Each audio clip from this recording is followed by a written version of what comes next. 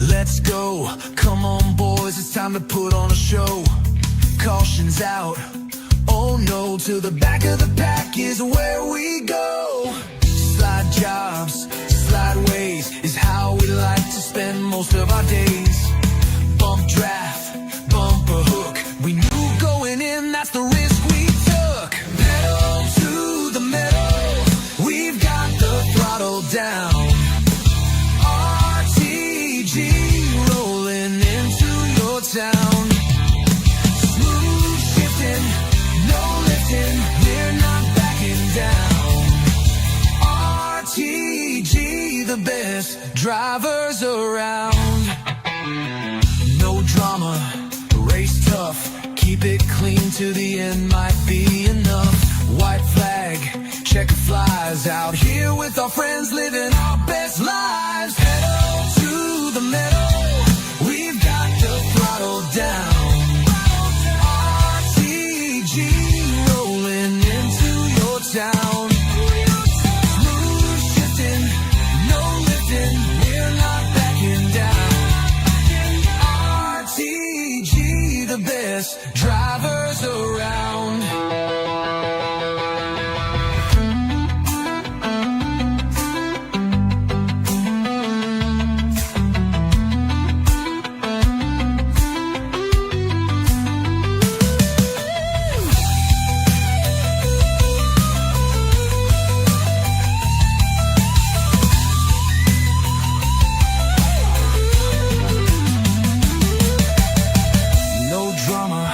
Race tough, keep it clean to the end might be enough. White flag, checker flies, out here with our friends living our best lives. Pedal to the metal, we've got the throttle down. RTG rolling into your town. Smooth shifting.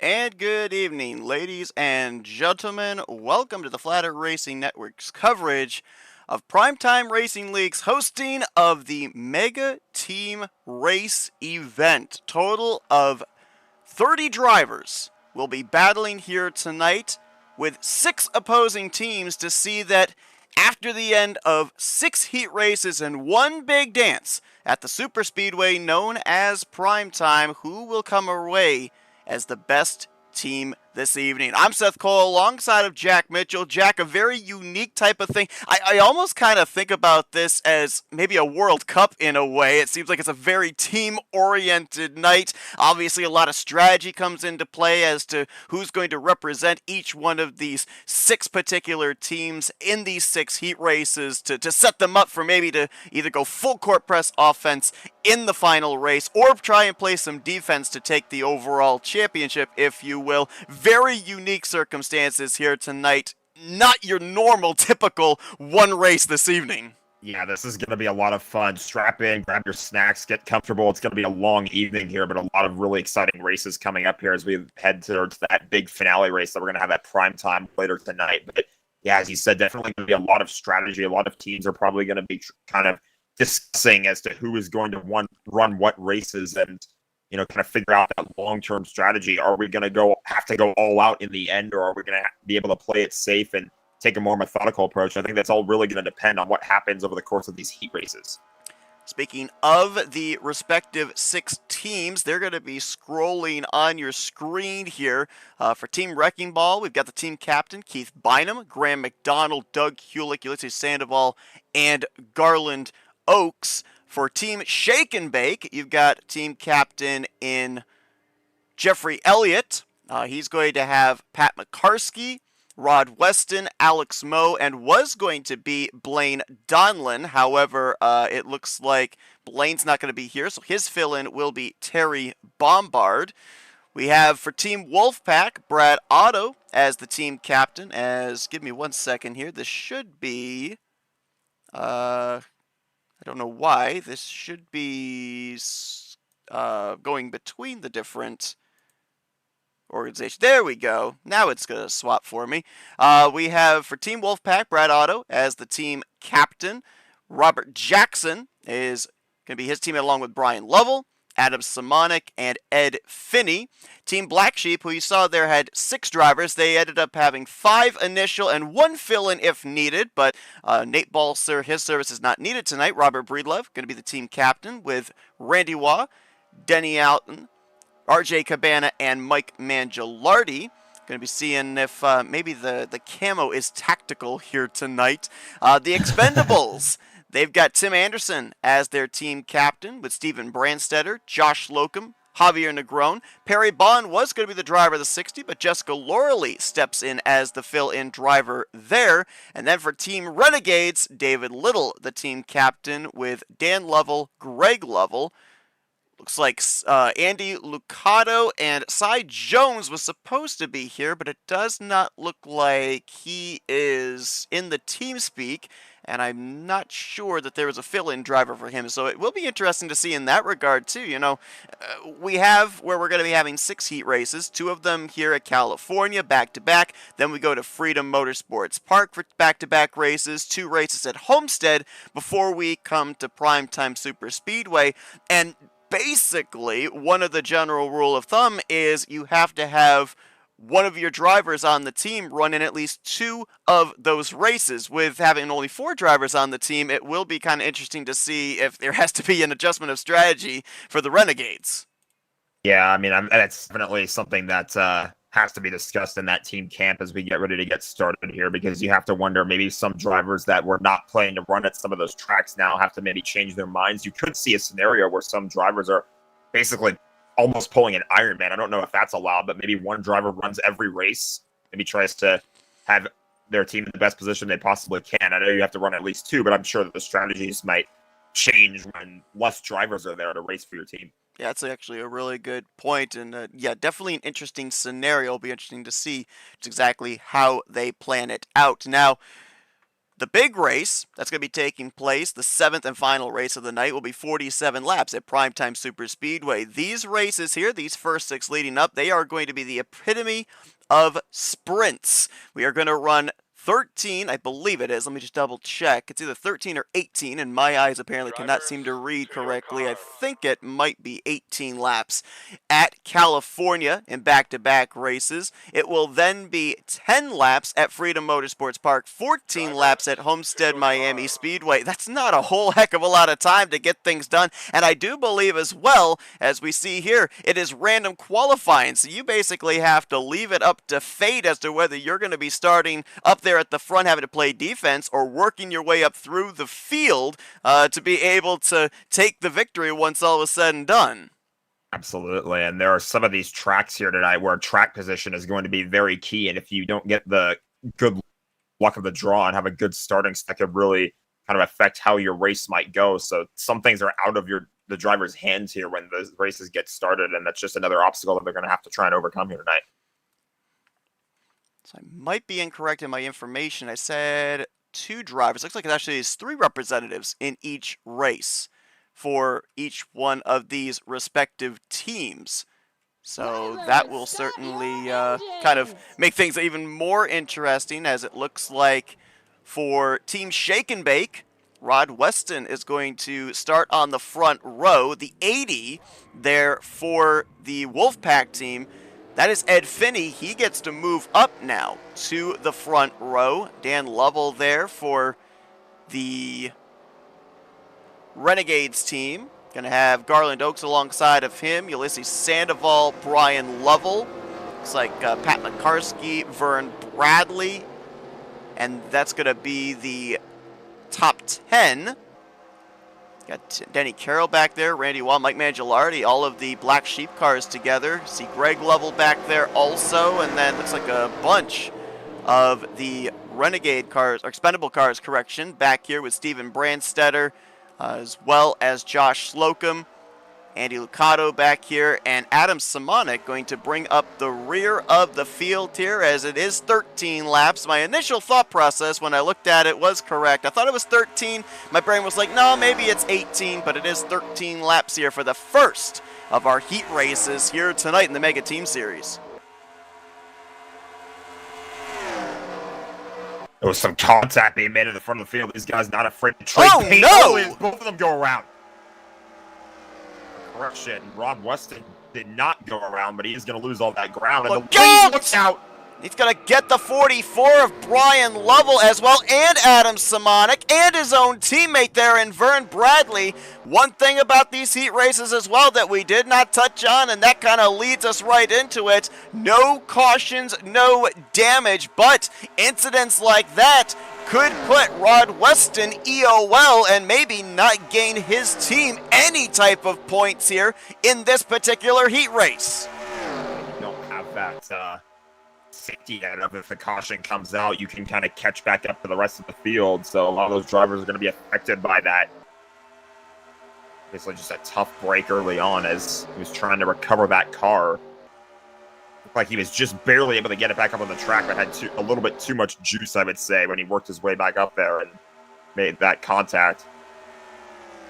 That was, I think, I'm double checking as they crossed the line. I think that might have been all of the Wolfpack racing cars right there.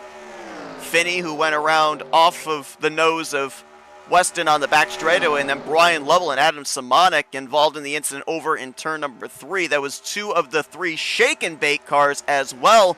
Right now, the 501 of Pat McCarskey is the only one of that team currently battling for the 4th position. Not 100% certain why. There are a couple of cars that you see here that obviously are the generics. For some reason, Greg Lovell's car and Pat McCarskey's cars are not showing up.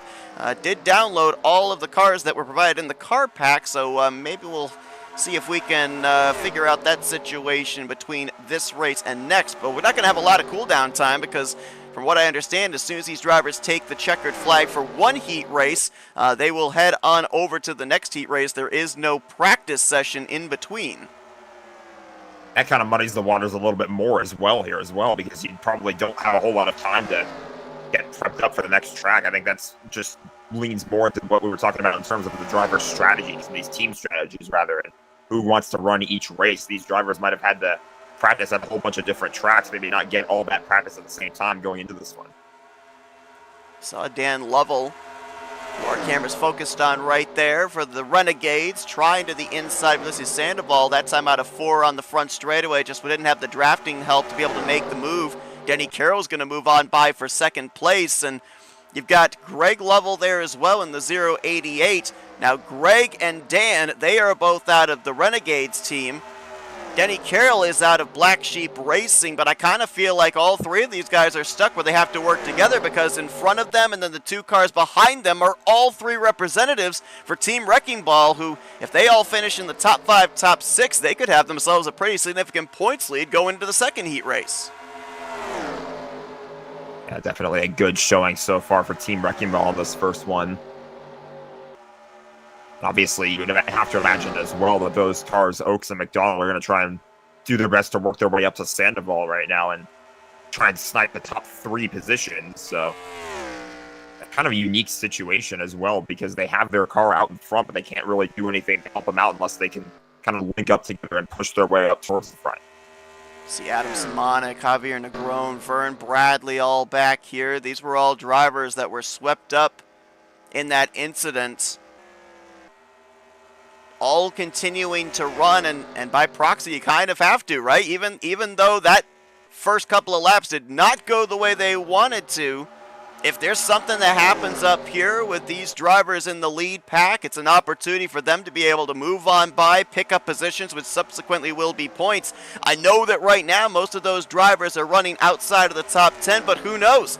If you finish 11th when you could have potentially finished 12th, that 1 point at the end of the night could be the difference between your team taking the whole thing or being the runner-up finishers. Absolutely. Every single point, every single position matters. And speaking of every position mattering, Graham McDonald looked like he had a bit of a moment there out of 4. Lost a little bit of ground here, and he's at risk of losing this 6th place position right now. Under fire from Josh Slocum, Pat McCarskey there, Mike Mangialardi trying to stay locked into this draft down the back straightaway as well. Going to come up on some traffic here. That is the 75 of Adam Simonik. Sandoval will swing to his outside out of turn 4. Simonik going to stay out of the way, but that move up the track, you see Team Renegade trying to take advantage of that as Greg Lovell moves low. His teammate Dan Lovell trying to offer the drafting help to at least keep him alongside of Denny Carroll. Maybe fight for the lead here in 1 and 2. Bit of side by side. This is holding onto it for the time being. I don't like being on the outside lane of this track. Wow.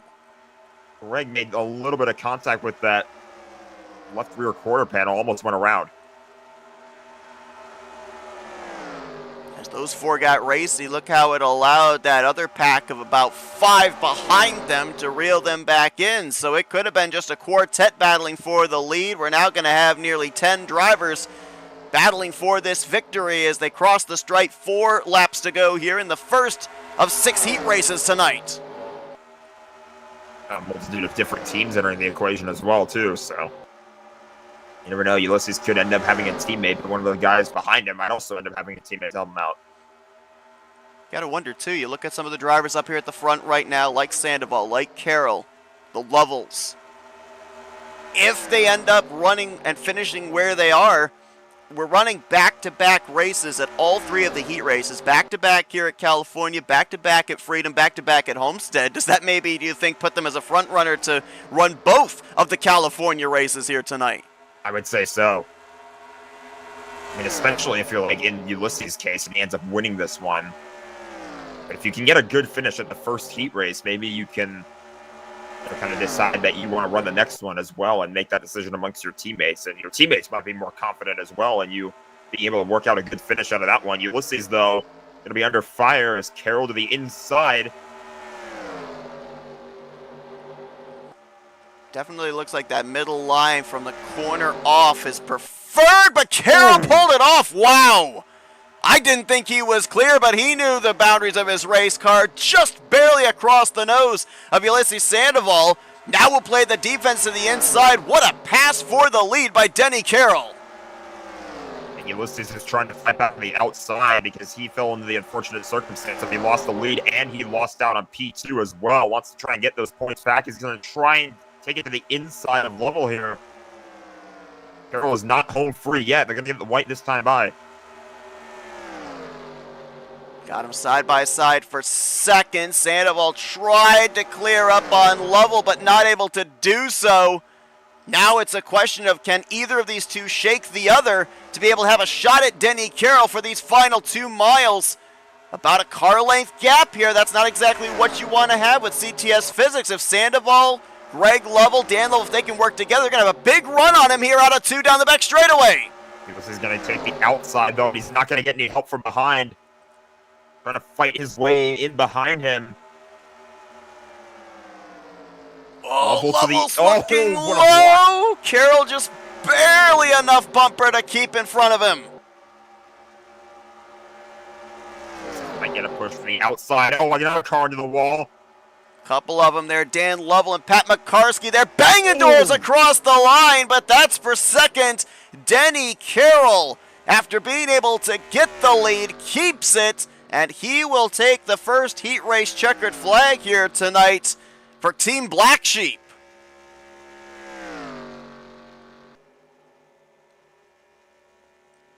And that's huge for that team because his other teammates, looks like Mike Mangialardi crossed the line in 9th. Randy Wahoo was caught up in the early race theatrics, brought it home in the 15th position. So those are some huge points, some huge bonus points for winning as well for Team Black Sheep to kick off the night. Absolutely. And how about that photo finish as well, basically, for P2? Both cars, I think, were off the racing surface by that point. Ulysses and Greg Lovell. Again, every single position matters. That fight for P2, I mean, there were results in cars spinning around. It was really, really close, but Ulysses certainly did everything he could to try to regain the race lead, and Carroll was just barely able to play defense. That was really good defending by the 41 as well, because you mentioned, too, he had a car length gap on these guys, and that's not what you want to have with CTX physics on a track this big, but he just barely managed to hold them off at the end. Sandoval did indeed manage to get the second spot. Greg Lovell in 3rd. Josh Slocum able to bring it home in 4th. He'll be the highest finishing of the Expendables team, and Dan Lovell finished in the 5th position. So we only had 2 representatives of the same team finish inside of the top 5, that being Greg and Dan Lovell. For the Renegades, highest shake and bake driver was Pat McCarsky in the 6th position, and you see the rest of the drivers where they finished. Obviously, pretty good race there if you're Team Wrecking Ball. 2nd, 7th, and where was Garland? 8th. So you had 3 of them in the top 8. As you look at this, though, more than likely the team that's really going to look to bounce back is going to be Team Wolfpack with Brian Lovell in 12th, and there goes the running order there, but that's gone. Not exactly the run that any of those 3 were looking for. They'll look to bounce back here in this upcoming second race. Yeah, that was definitely, that kind of shows you the length, though. I think that was the first race just showed us here, is that it kind of shows you the length of these drivers are willing to go to just to even get the first checkered flag in a heat race. You want to set yourself up for that big finale at Primetime as good as you possibly can. And I feel like a lot of these drivers certainly did that, but other drivers tried to do big moves to get there, and ultimately they paid for it at the end. So as we await them to get things situated, figure out who's going to be participating for their respective teams in this second heat race, let's talk a little bit about the scoring system. So they are using the classic NASCAR points system in this race. Race winner is going to get 200 points. Second place gets 195. Third gets 190. And then it goes by 5-point increments for each one of these races. Driver that leads the most laps gets 5 bonus points for his team, which was Ulysses Sandoval. He led 10 laps in that previously run race, and then the race winner gets an extra 5 bonus points. That, of course, would be Denny Carroll for Team Black Sheep. Obviously, as well as we mentioned, is the whole no cautions during these heat races. That does not mean, however, that this is not a race series or a race event that is not policed. As I mentioned, they will, when we end off the night, we will have, I guess we could call it, unofficial point stands, unless they are doing it live. They might be doing it live here as well. I know that there was talk about the team captains live doing the potential EOLs if necessary, so that we have the official word of who takes the championship and doesn't. But if that isn't happening, if that's something that I thought I heard and it is not official, they will be, after this event is done, going back, looking over replays, checking those incidents that take place during these heat races, and subsequently, if necessary, docking points and positions to those that caused those incidents. So it will be interesting to see for that as well, because it's an ultimate risk reward, right? Like we saw that battle there, that door banging for the top position in the opening laps of that first heat race. Obviously, you're battling to see who's going to be the control car for the remainder of that race, but if it doesn't work out, not only do you run the risk of not finishing well, but it may send you to the back of the pack in the final finishing results. Absolutely. You definitely want to make sure that you're keeping yourself in contention to have the best finish or the best start possible, rather, for the big race at the end, but also the best finish for the event overall. But as you said, you want to do everything you can to also make sure that you avoid those point standings and not be those points deficits, rather, not be causing any incidents over the course of the race. I mean, sometimes things happen. Obviously, you can control everything that can happen over the course of a race, but ultimately, it's just about these drivers trying to race as smart as they possibly can and avoid those penalties. So I mentioned about the fact that for the Renegades, they had only 4 drivers that were here. Cy Jones was not. Looks like he just popped into the TeamSpeak, so there you go. Team Renegades at full strength, and we may end up seeing Cy Jones in this upcoming race. We're going to have to wait and find out, but obviously as well, it's been a while since we've done one of these mega team races, and might have been a while since a lot of these drivers took to a track like California Speedway, at least particularly this version. For those drivers that were involved in that first heat race, we may not see them necessarily in this second race, but they certainly can be of value to their teammates and letting them know exactly what they felt out there in that first heat race, kind of maybe get their teammates a little better prepared before they even take the green flag.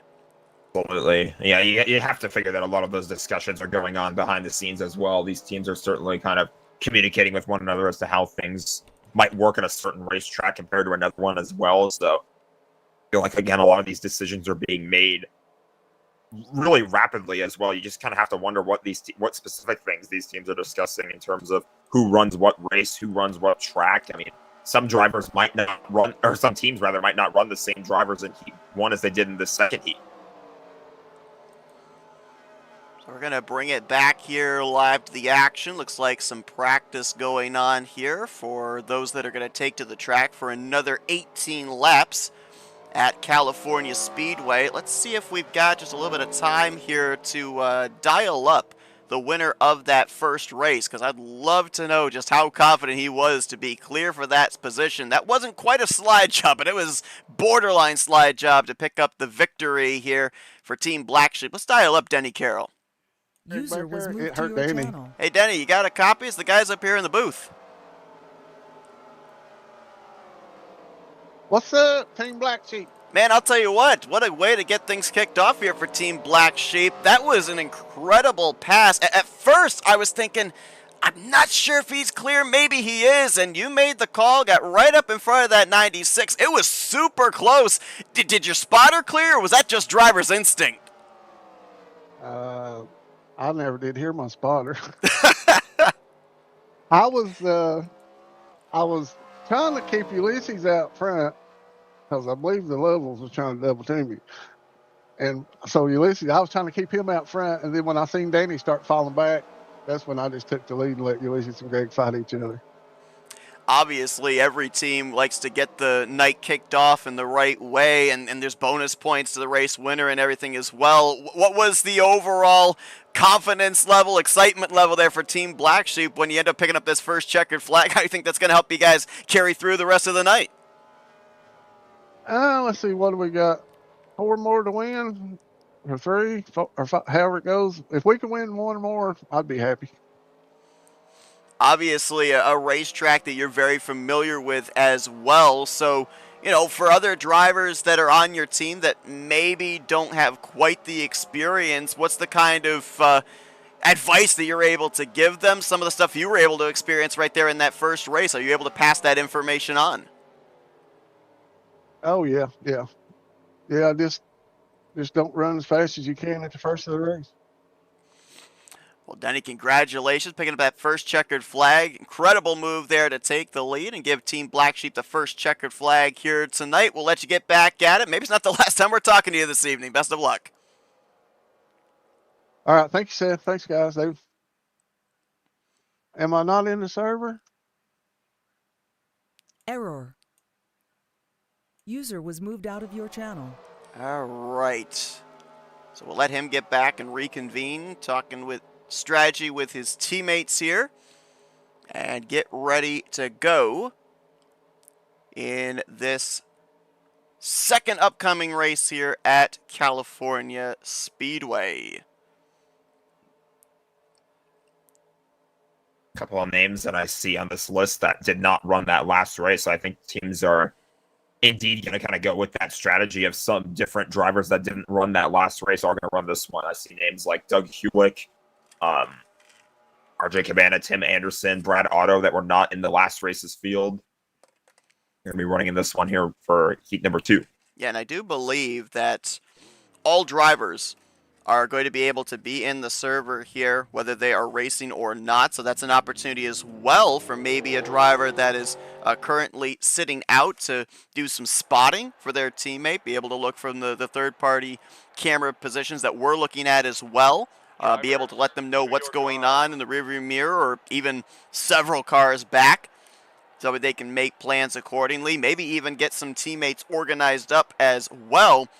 A lot of opportunities for drivers to be able to do things, even if they're not necessarily behind the steering wheel in these heat races. And to your point, with a lot of those names, it's going to be interesting to see who grids up here because, drivers always want track time. Whether they're going to be racing in that event or not, always want track time. So could have seen a lot of them just out there testing the racetrack here and putting down some laps, even though they may not be necessarily participating in this second race. But to your point, one of those names that we did not see in the first heat race that grids up and is going to actually be on the inside of the front row, going to be Tim Anderson for the Expendables. Josh Slocum got a top 5 for them in the first race, so Tim will look to get them their second top 5, maybe a victory here. Looks like alongside of him is going to be Andy Lucado for the Renegades team, who had 2 of their drivers, Greg and Dan Lovell, finishing the top 5 in the first heat race. Jeffrey Elliott going to make his first start of the night there for Team Shake and Bake, alongside of Renegades David Little. Fortunately, another car that is not showing up. Ed Finley is going to run double duty here at California, as he'll be on the inside of Jessica Loreley, the fill-in for Perry Bond.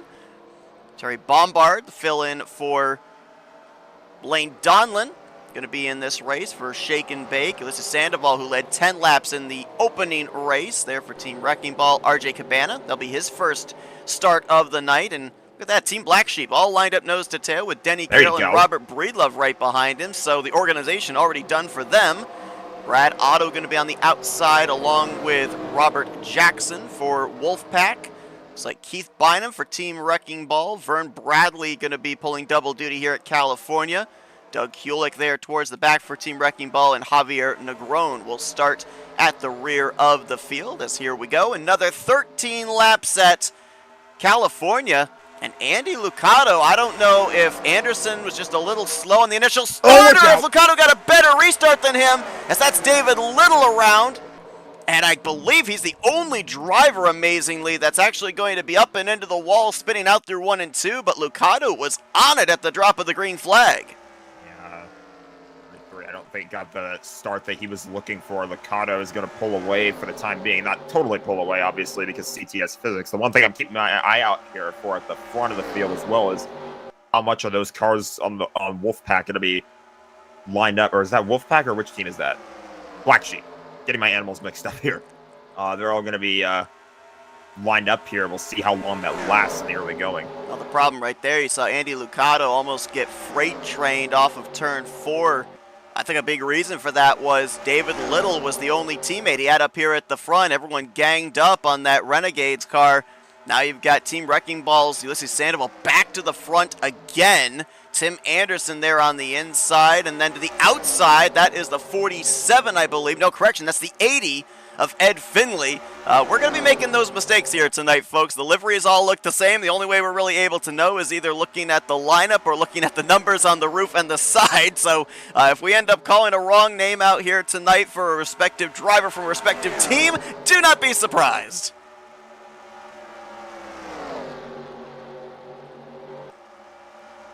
And also, just to confirm your point from earlier when you were saying that a lot of drivers like track time regardless of whether or not they're running the race, I can confirm because I accidentally clicked the drive button during practice. Ah. What team are you racing for? We'll keep that one a mystery for right now, mostly because I can't come up with a name on the spot. Team Box. Let's go with that, yeah. If you know, you know. We know there's a Jack in the Box. We got to come up with who your teammates would be. What other things do we find in the box? What objects are sprawled about in the box? Well, Cusco, if he's turned into a flea, according to Yzma. That's the only other thing I can think of. Ulysses with a nice lead here. Yeah, and Team Black Sheep, they were lined up nose to tail 1, 2, 3 on the inside line. RJ Cabana and Denny Carroll, they have since pulled away from team captain Robert Breedlove. So we'll have to see if Breedlove can slice his way up through the field here. He's got Ed Finley, and I believe that is Andy Lucado just in front of him. You know, he wants to get up there with his teammates so that way they can be a 3-car force.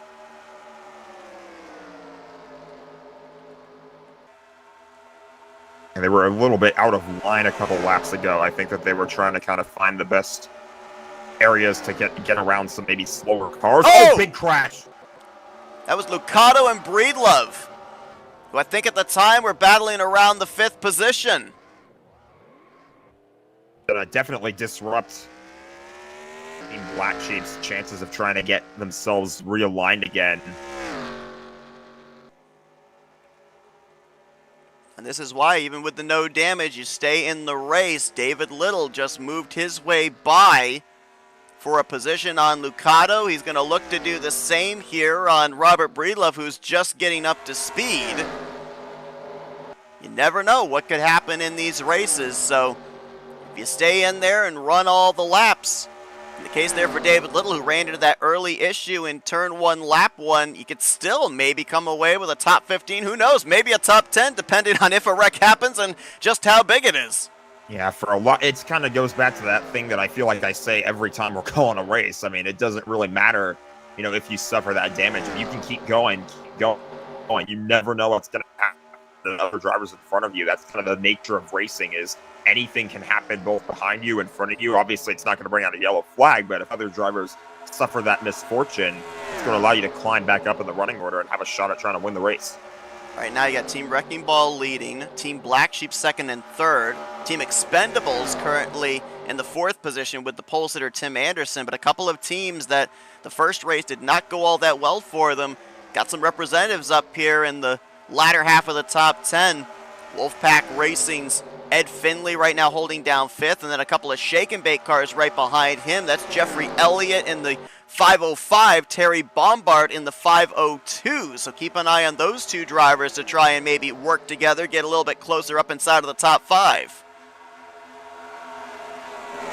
Trouble for Ulysses right now at the front is that he's kind of involved in a 2-on-1 situation.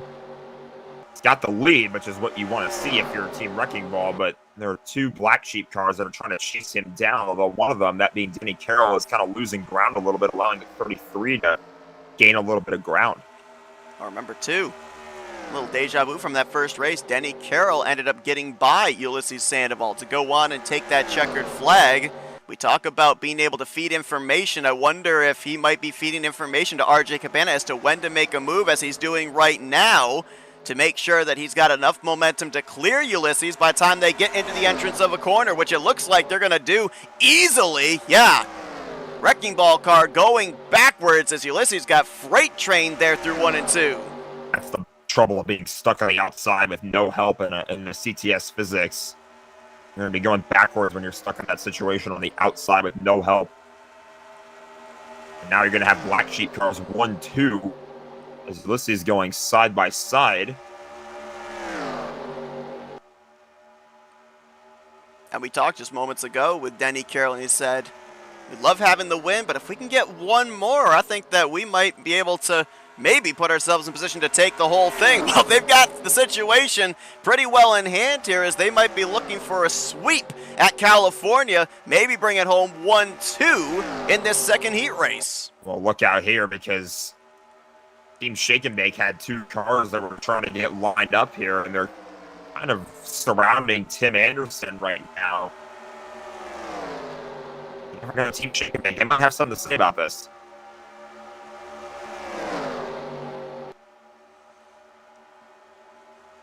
RJ Cabana right now holding the very inside of the racetrack. Denny Carroll's got the pressure of having to be the car playing defense for his teammate, as Sandoval still alongside. Jeffrey Elliott high, wide, and handsome. Tim Anderson on the inside behind Denny Carroll, and we do have a car up ahead that the leaders will have to contend with. That is Andy Lucado in the 12 car for Team Renegade. We'll see if he's going to be able to get out of their way as they're going to approach him here through 3 and 4.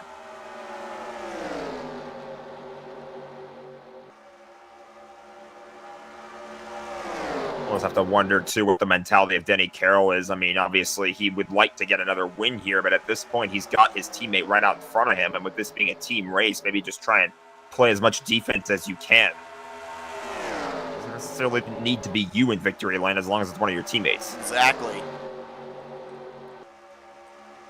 Well, he's got his hands full right now. He's got Tim Anderson looking low. He's got Sandoval looking high. Meanwhile, about a half car length ahead, RJ Cabana just enjoying the view out in front, and a lap and a half away from this race concluding. It'll be the white flag this time by. Carroll gets himself cleared again right in front of the 33 of Tim Anderson, and there is the white flag in the air for RJ Cabana as Team Black Sheep look to bring it home 1-2 here in this second heat race. This could be a wild final lap as we got one in the wall back there. That was Javier Negron, and I believe he collected Jessica Loreley 2 of the expendable cars. That's exactly what happened. Those expendable cars took each other out. Unfortunate scenario there, but the race goes on with no caution. They'd be probably racing back even if there was a yellow flag, and now Ulysses is trying to take P2 away. He'll have a push. Through 3 and 4, Sandoval, he might be able to get second from Denny Carroll. I'm not sure he's going to be able to get alongside of RJ Cabana. As clear of both lanes, Cabana will take the victory. Carroll just barely with enough draft from the 889 got second. And Sandoval will start off the night back-to-back podiums for Team Wrecking Ball, but you talk about making a statement in the early hours of the night. Team Black Sheep saying, you want this mega team event championship? Take it from us. Absolutely. I mean, we were talking about earlier, too. We weren't really sure if the points were going to be calculated live. I don't think it's going to be much of a question, though, that Team Black Sheep is going to be leading the standings as we move to the next track. Really, really strong performance from these guys here. RJ Cabana and Denny Carroll at the front. Again, Denny kind of having to play defense there because RJ was kind of off and running with the lead of this race in the late stages, and ultimately the strategy ended up working out. Carroll able to play enough defense, holds on to P2, and helps protect his teammate as he drives off with the checkered flag. Tell you what else is pretty impressive. We ended up having Greg Lovell finish on the podium in the first race. RJ Cabana obviously on the podium here in the second race. But how about Denny Carroll and Ulysses Sandoval being able in back-to-back races to put it on the podium? Denny with a first and second, Ulysses with a second and third. So pretty good consistency out of those 2 drivers at this venue. Absolutely, and I think with Ulysses getting those 2 good finishes back-to-back, you don't want to write Team Wrecking Ball out of this either. If their drivers can end up having better results at the next few tracks, you could see Team Wrecking Ball try and bring the fight to Team Black Sheep here in the early going, although obviously Team Black Sheep is proving that they're the team to beat so far. And that is back-to-back races as well. The Ulysses Sandoval will bring 5 bonus points over to his team. Led 10 laps in the first race, led 7 laps in this second race. RJ Cabana, the 5 laps led, including the final one, not enough to snipe another 5 bonus points that are going to go to Team Wrecking Ball. We talk about it all the time when it's a full-fledged weekly series, or even when it comes down to a championship in a finale. Bonus points are very underrated and could be a difference maker here tonight when all is said and done as well. Absolutely. And my mind is kind of flashing back to some other series that we've called recently where stage points ended up being deciding factors in race wins and championship battles as well. So, yeah, definitely don't sleep on those bonus points. A lot of drivers are really going to want to try and fight for every position they possibly can. So you saw the finishing results right there. As we'll go into another race break to allow them to be able to swap the server over.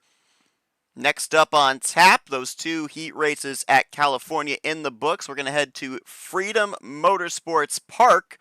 And this racetrack, I believe, is going to be a little bit longer in length, as looks like we're going to be running only 10 laps there. We ran 13 laps at a 2-mile racetrack, so I could be wrong. I'm trying to remember exactly what Freedom Motorsports Park is, but I believe that is a 2.5-mile racetrack. I'll double check on that here, but obviously, seems with the lower laps, it will be a longer track configuration.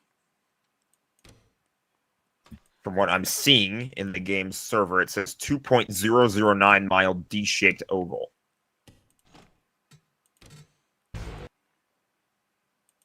And just bear with us here. We're going to try and quickly get things sorted here. It looks like I might be having a little bit of problems with the track itself. So let me double check and make sure that everything is squared away.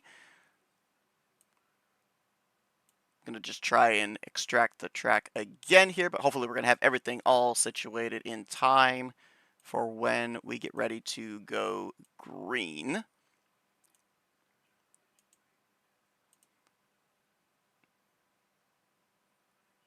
All right, we should be good. So hopefully we'll have the race footage back up here for you guys in just a moment.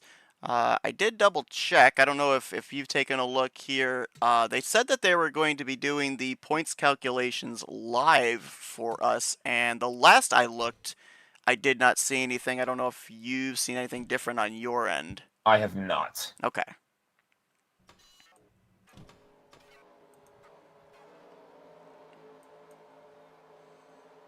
All right. So as you said, it's pretty obvious, at least at this point in time, that Team Black Sheep would be currently at the top of the point standings. Then it's kind of a who's who. This is one thing I do remember back when we called previous mega team races was you almost always could distinguish in the opening races, you know, who was the team to beat, who was having the good finishes and everything. But then it was a big question mark of like, who's the chief contender to run them down? It looked like back in that second race that potentially Shake and Bake, they had really good runs there with Jeffrey Elliott and Terry Bombard. It was looking like Team Expendables were in good shape. You had Tim Anderson up there. Before the contact between Lauralee and Negron, it looked like all three of them were going to finish inside of the top 8, but as of right now, and I don't know if you've been able to maybe distinguish potentially who might be the one team right now that'd be the forerunner of trying to run down Team Black Sheep for the overall points lead.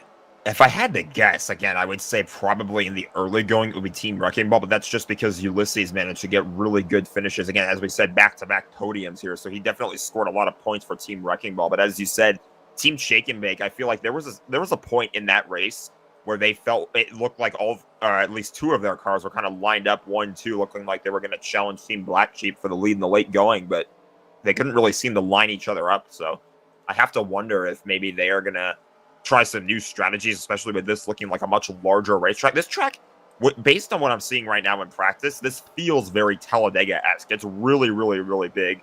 There's a lot of space to make moves, and there's a lot of curved areas on the track as well, a lot of banking. So I don't know. I think the racing, it's going to be a little bit more of a pack racing style, so that's going to be even more incentive for these teammates to try to line up with one another.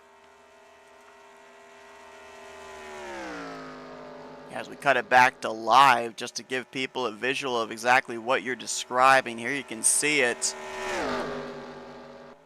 Very low banking there through the corners, surprisingly, too. You'd think that for a track this long that, at least visually, as you say, is much like a super speedway, they'd have a lot more banking to be able to lean on, which might make things interesting. We ended up seeing back at California inside line was okay for passing if you had somebody behind you and had momentum to be able to complete a pass, but it really looked like that middle to high line was preferred. I almost wonder, with the lower banking that we're visually seeing here in the corners, if this is again going to be similar, where that middle line is going to be preferred, and the only way the inside line, the shorter way around the racetrack, is going to be an option is if you do have drafting help in the rearview mirror. Yeah, we'll have to wait and see how it ultimately plays out, especially with what lines these drivers like to run. Again, the inside line, obviously the shorter way around the racetrack, but that doesn't always mean it's the faster way around, and especially when you factor in the idea that there's going to be different drivers running all sorts of different lines as well. It'll be really interesting to see how it all plays out. I almost kind of am wanting to see what a race here would be like with a full, 40-car field or something like that. This is a huge racetrack. I get some offline sims going later on. So we are going to make a note here. Cy Jones, driver of the 07 for Team Renegades. Looks like he came in his normal paint scheme. We always are familiar with seeing this paint scheme, whether he's racing it over in ASR, also on Monday nights in Thursday nights rather, in the Talladega Challenge Series and everything. He's not in his team car, so if we end up seeing Cy Jones here tonight, just bear in mind he is a driver from Team Renegades, even though we will be seeing the red, white, and green 07 on the racetrack this evening. So just that little audible there for Cy Jones, but that's the thing about mega team races as well. There's going to be those little hiccups and everything, but we just roll with the punches. We do. Certainly what drivers are going to have to do again as well, in case you're just joining us. These first handful of heat races before we get to our big main event later tonight at Primetime Super Speedway. These races are caution-free and no damage, so these drivers definitely are going to have to be rolling with these punches here as well. And this is kind of another racetrack, by the way, where track position in terms of where random qualifying will draw you is probably not really going to necessarily matter as much. Obviously, you'd like to start up as close to the front of the field as you possibly can, but ultimately, a track like this, it really feels like one of those tracks where it doesn't really matter where you start. If you can get a few good runs in the early going, you're going to be in contention to try to win this race late in the end if you can survive. Yeah, I would have said that at least in the qualifying draw, you'd want to be put towards the front of the field so that way you can avoid potentially an early wreck. But in both of our California races, the first wreck of the night was a battle for the lead. The second wreck in the first wreck in the second race was a side-by-side gone wrong for second place. So I'm not necessarily certain that the front of the field is the safest place to be. Drivers are just going to have to really try not to get antsy, kind of keep their nerves amongst them as they start this race here, especially with how long of a racetrack this is as well. It's another one of those things where we always say, it's not a marathon, or it's a sprint, it's not a marathon, or the other way around. But either way, I'll get this thing right eventually. As these drivers get ready, here looks like Keith Bynum going to have the pole position for Team Wrecking Ball. Jessica Lorley going to move up to the outside of the front row for Team Expendables. David Little looking for a much better race than what happened in the second California race. He's going to be third. Garland Oaks for Team Wrecking Ball in fourth. Adam Simonic, Ulysses Sandoval, so he's going to go 3 for 3 here in these first 3 races. Is the driver of the 96. Greg Lovell, who finished third place in the first race at California, going to join Stephen Brandstetter in row number 4. Robert Breedlove going to complete the top 5 with Pat McCarskey. Looks like all the shake and bake cars going to be together here with Jeffrey Elliott and Terry Bombard in the row behind him. RJ Cabana coming off that victory in the last race at California. Josh Slocum, Ed Finley, Brian Lovell, Cy Jones, and Mike Mangialardi going to be the drivers participating here in this 10-lapper at Freedom Motorsports Park. I thought I was seeing a pit box on the infield grass there. Not really sure what that's all about. Well, maybe there was. Wow, look at them. Wow, nobody ran the bottom. They all ran about the third groove up to the wall. Everybody's kind of crowding up near that outside line there.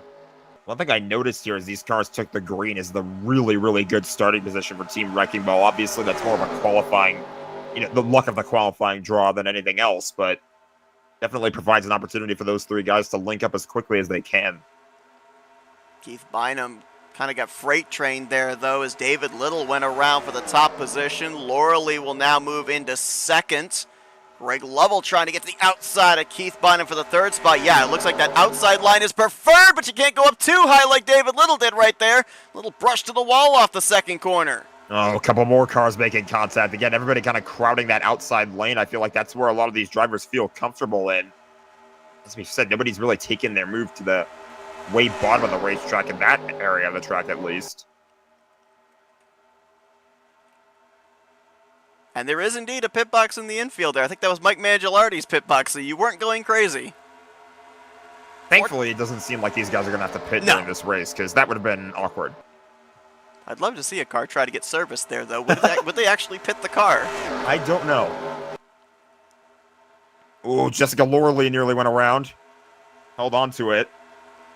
Garland Oaks moving into third. Lauralee right now in fourth. Was trying to hold off Ulysses Sandoval. Here comes Robert Breedlove, RJ Cabana out of Team Black Sheep. They'd love to go 3 for 3 to kick off the night in checkered flags. Denny Carroll and RJ Cabana already with the first 2 wins, sweeping the California heat races.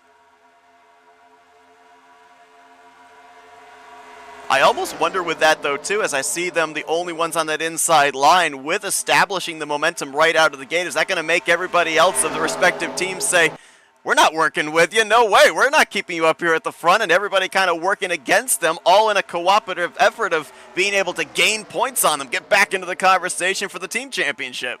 I think that's a great point. I mean, you win those 2 races, yes, it's great momentum, but it also puts a target on your back if you're a team. And yeah, these drivers might, as they see these Black Sheep cars, might not necessarily want to be so inclined to work with them. They might only do it if they have no choice, but at the end of the day, you don't want to be helping the team that has a big lead out to an even further gap in the front. Primetime Racing League, their Saturday night shootout Super Speedway Series season going to be kicking off pretty soon, and last night was participating in some of the test races they're doing.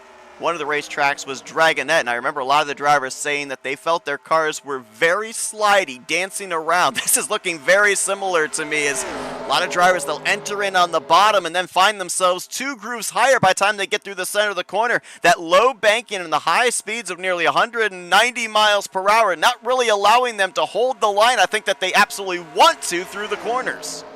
I was keeping my eye on Jessica Lauralee again, and she tried to kind of get in line near the top of the racetrack just now, but as you said, the cars do feel, or at least visually from the outside, look like they're a little bit slidey. Jess was trying to keep her line there on the outside, but was struggling a little bit to get the job done. Ultimately did so. Well, these are teammates right here in first and second. Is whoa, Greg Lovell right across the nose of Garland Oaks. I was afraid maybe some bumper grab was going to come into play, but both survived. These are 2 drivers, first and second, out of Team Renegades, and really the only driver that has a good finish for that team so far is Greg Lovell, who had the 3rd place performance in the first race at California. This could be a big race if those 2 are able to bring it home where they're currently running in first and second. But Garland Oaks takes a look to the bottom.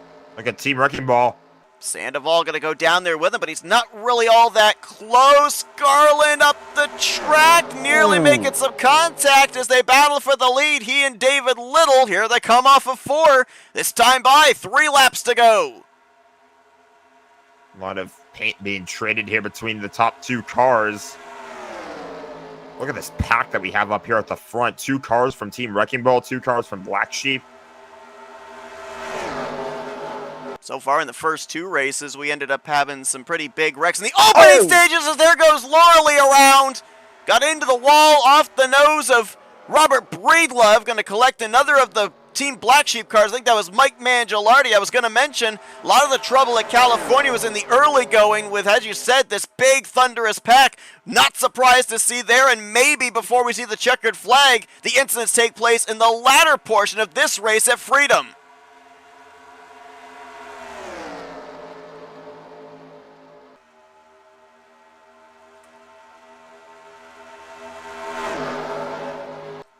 Seeing more drivers go up there and get the wall. RJ Cabana in the 5th position just did. Breedlove in front of him might have as also. As Garland Oaks, he's been trying to get to the inside of these Renegade cars. Not sure he's going to get any help because now 4th and 5th. Here comes Team Black Sheep. Big run to the inside by Breedlove for 3rd as the white flag will be taken by David Little. Not really sure if Breedlove has enough time, but he's going to give it everything he has. Oh, his teammate is actually going to pass him on the bottom. We're going to try to anyway as, Cabana up into Robert Breedlove. Breedlove bounces off of Josh Slocum. Great save there in the middle of the pack. But up at the front, David Little's got a great scenario. He's got a teammate there in Greg Lovell to play defense, and Garland Oaks has no drafting help here through 3 and 4. Trying to run him up the track, get whatever position he can, but I don't think he's going to be able to get there. This could be the shot in the arm that Team Renegade needed. 1-2. They will cross the line. David Little with the victory. Greg Lovell in 2nd. Let me see where the 3rd of that team finished. Looks like Cy Jones crossing the line in 14th place, but boy, that might have just thrown Team Renegade back into the conversation there as they ended up leading all 10 laps, did David Little, and finish 2/3 of the podium. RJ Cabana, though, with a P4. That one kind of tells me that Black Sheep is not necessarily going anywhere just yet, although he falls just short of the podium. Still a solid result for at least one of the Black Sheep cars, but again, as you said, Renegade's needing that one badly, and Dave Little picks up this 3rd checkered flag of the evening. Yeah, a number of teams going to be able to maybe make up some well-needed ground. You mentioned there for RJ Cabana, but Breedlove finished back in the 9th position. Mangialardi finished in 13th.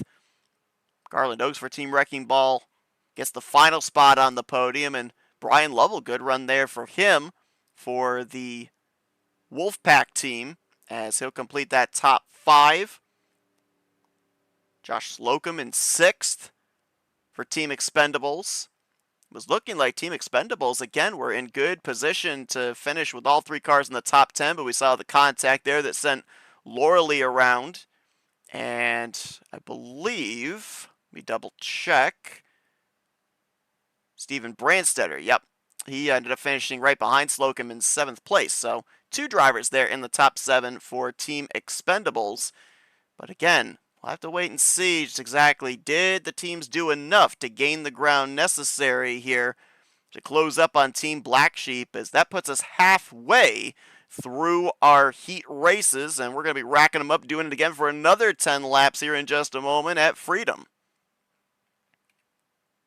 Yeah, 3 races down, 3 to go in terms of these heat races, and I feel like so far the aggression for these drivers hasn't really gone anywhere. A lot of these drivers obviously trying to do everything they can to get the best finishes they possibly can in terms of these heat races getting set up for the big event later tonight, where every single driver that's competing will run at the same time. So yeah, everybody's certainly a lot of eager beavers, I would say, in the field here, trying to get the best finishes they possibly can, set their teams up nicely for the big finish. Well, it's a sense of urgency, right? Because it's a heat race. There's not a whole lot of time to be able to work with.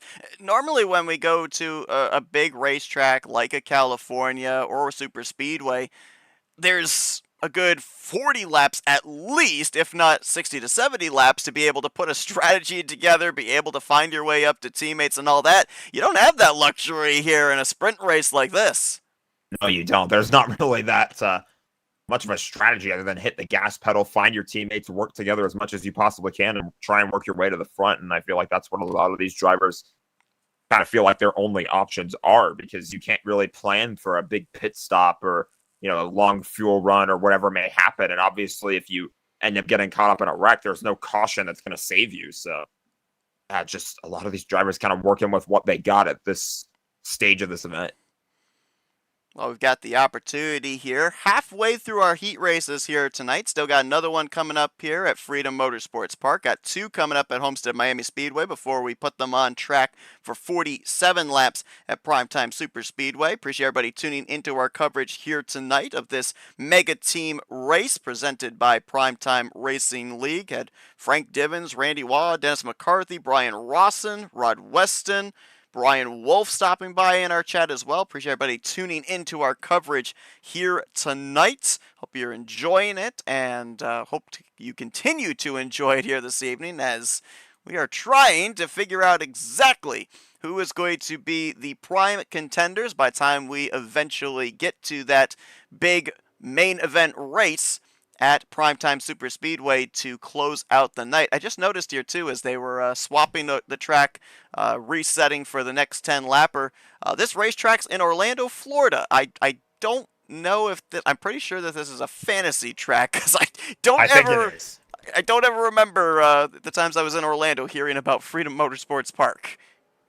Yeah, they've got a lot of cool things in Orlando. You got Walt Disney World, you got Universal Studios, you got a lot of things down there. I don't think they have this big of a racetrack. I would love to be proven wrong one day because it looks like it would be pretty cool if they made something like this in real life. Yeah, I think this is indeed in the realm of fantasy tracks, but I think that's kind of just one of those things that's the beauty of NR 2003 is that you can create really cool racetracks like this and hold these really cool team events. There was a racetrack in Orlando, but it's now a pond. So Walt Disney World? Yep, Walt Disney World Speedway. You can still see remnants of the layout of it when you go to Walt Disney World, but it's a shame that they decided to take that racetrack out. I think that, from what I've seen, that racetrack actually brought about some pretty decent racing, so I don't know why they decided to tear the racetrack down, but as I said, you can still kind of see little remnants of it in the track layout, despite it now being turned into a pond. Yeah, unfortunately, I think there were a couple of fatality incidents there, so I think that might have had something to do with it. Oh, yeah, you're probably right. Well, drivers are currently out on the racetrack, doing some laps here in preparation for the second heat race at Freedom Motorsports Park. Will be the fourth heat race of the night.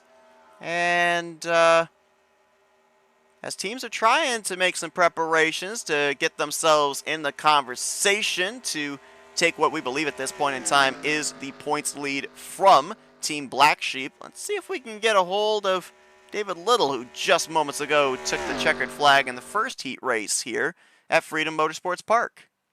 User was moved to your channel. Hey, Dave, it's the guys in the broadcast booth. You got a copy? Copy. Hey, great run for you there moments ago. Able to bring it home 1-2 for the Renegades. I know that the night didn't exactly start off the greatest for you guys at California, but how much of a shot in the arm is it for you guys to sweep or to take 2/3 of the podium here and maybe try and get yourself a foothold, get that momentum back? Right, yeah. I knew once I could get in the front and I had Brian behind me that we had it. Obviously, this is a little bit more of the unique racetracks, not one that we'd see a lot of series run at. California, Homestead, Primetime Super Speed that we're going to, a little bit more familiar territory. What are some of the things that you were able to kind of figure out about this racetrack, and what's some of the things that you're able to kind of pass on for information for other teammates of yours that are going to be participating in this heat race that didn't necessarily run in the previous? Well, keep the hammer down and just be cautious. Cars around you, and hopefully we can get some help up to him. Obviously, up here in the booth, we're trying to keep track of, who is where in terms of the team championship. How aware are you drivers, or is that kind of an afterthought right now, kind of, as you say, get the finishing positions and then let the points fall where they may? Yeah, that's what we're shooting for. Get the points and see where they fall. Well, congratulations getting that checkered flag, Dave. We'll let you get back at it here, but great job for both you and your teammate Greg there, being able to get first and second in this third heat race here today. Hopefully we see that momentum carry over the rest of the evening. Right. Copy that. Thank you. We'll get Dave back there to his team. Dave Little, the captain of the Renegades as well. So I guess if you're the team captain, you gotta, I guess, lead by example, and he did just that, getting that Absolutely. third checkered flag of the night. That's the best thing a captain can do, is lead by example. I'm thinking about earlier right now, I mentioned at the very beginning of the show if there were maybe some drivers that were considering the Iron Man strategy, trying to run every single race so far. I could be wrong. The only driver so far I know for sure has been in every race has been Ulysses Sandoval. I don't know if anybody else has tried to do the Iron Man strategy just yet tonight. To my knowledge, I don't remember any other driver running in all three. I think you are correct. I think Ulysses is the only one so far.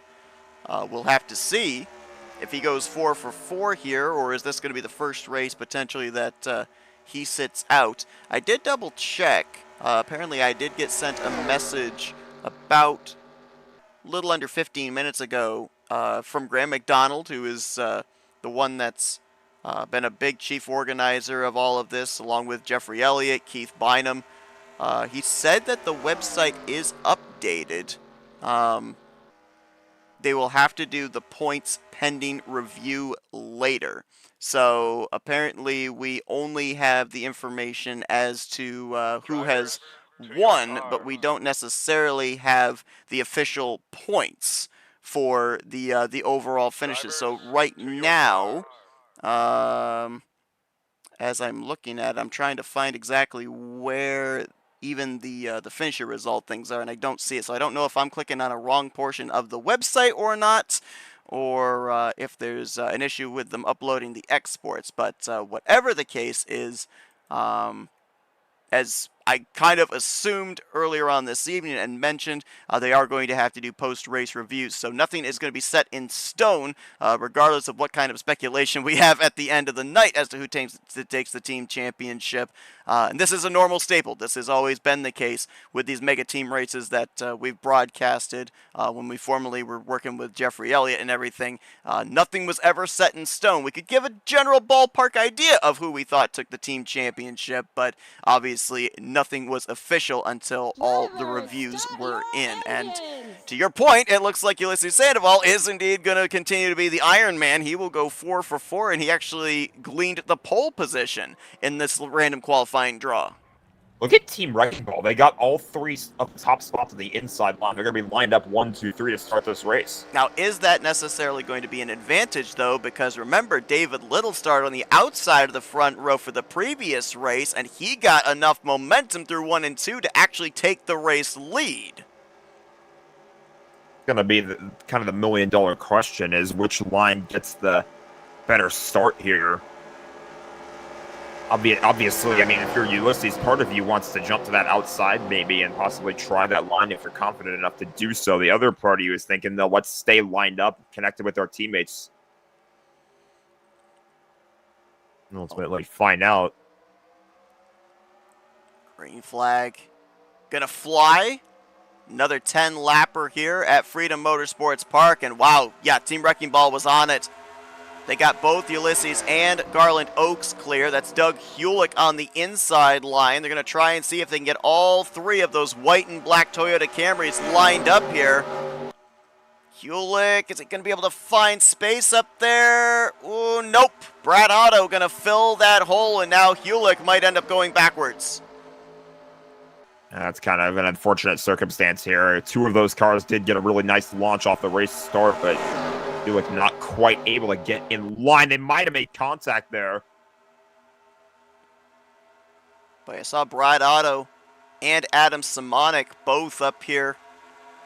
First and second on the outside line. Second and fourth off the grid. Robert Jackson not that far. Backus got one up into the wall there. I believe that was Dan Lovell. I think he managed to hang on to it, but you see all the spots that he lost. He was 5th when they crossed the line last time by. He's going to drop all the way back to 18th. But I was going to mention there for Wolfpack Racing, Brian Lovell ended up finishing really well for them, top 5 in the last heat race. The other 2 Wolfpack cars finished in 17th and 18th, the last two positions. We saw Team Renegade with the 1-2 finish here moments ago be able to kind of give themselves a shot in the arm, something to build off of. I feel like Team Wolfpack needs that here in this race, and I thought with the good starting track position that might be able to be a scenario for them, but they've now gotten broken up. I was just about to talk about Team Wrecking Ball maintaining a 1-2-4, but then Doug Hewlett got into the wall, lost a couple of spots, so he's going to lose ground. Field's gotten quite split up here as well. You've got, I believe, about 12 drivers back to Tim Anderson, then a gap to Mike Mangialardi, another gap to Simonic. Andy Lucado there on the inside line, trying to battle for that spot. Cy Jones, Rod Weston all back here. I almost wonder if for some of these drivers it's strategy, right? If something happens up ahead, you want a little bit of breathing space to be able to make your way through the wreck, pick up those spots without any contact. Absolutely. This is a tricky scenario if you're Garland Oaks right now. Definitely, you want to be in a situation where you can try and pull ahead and take the race lead, but at the same time, you don't want to be side by side with your teammate because that's going to slow down both cars.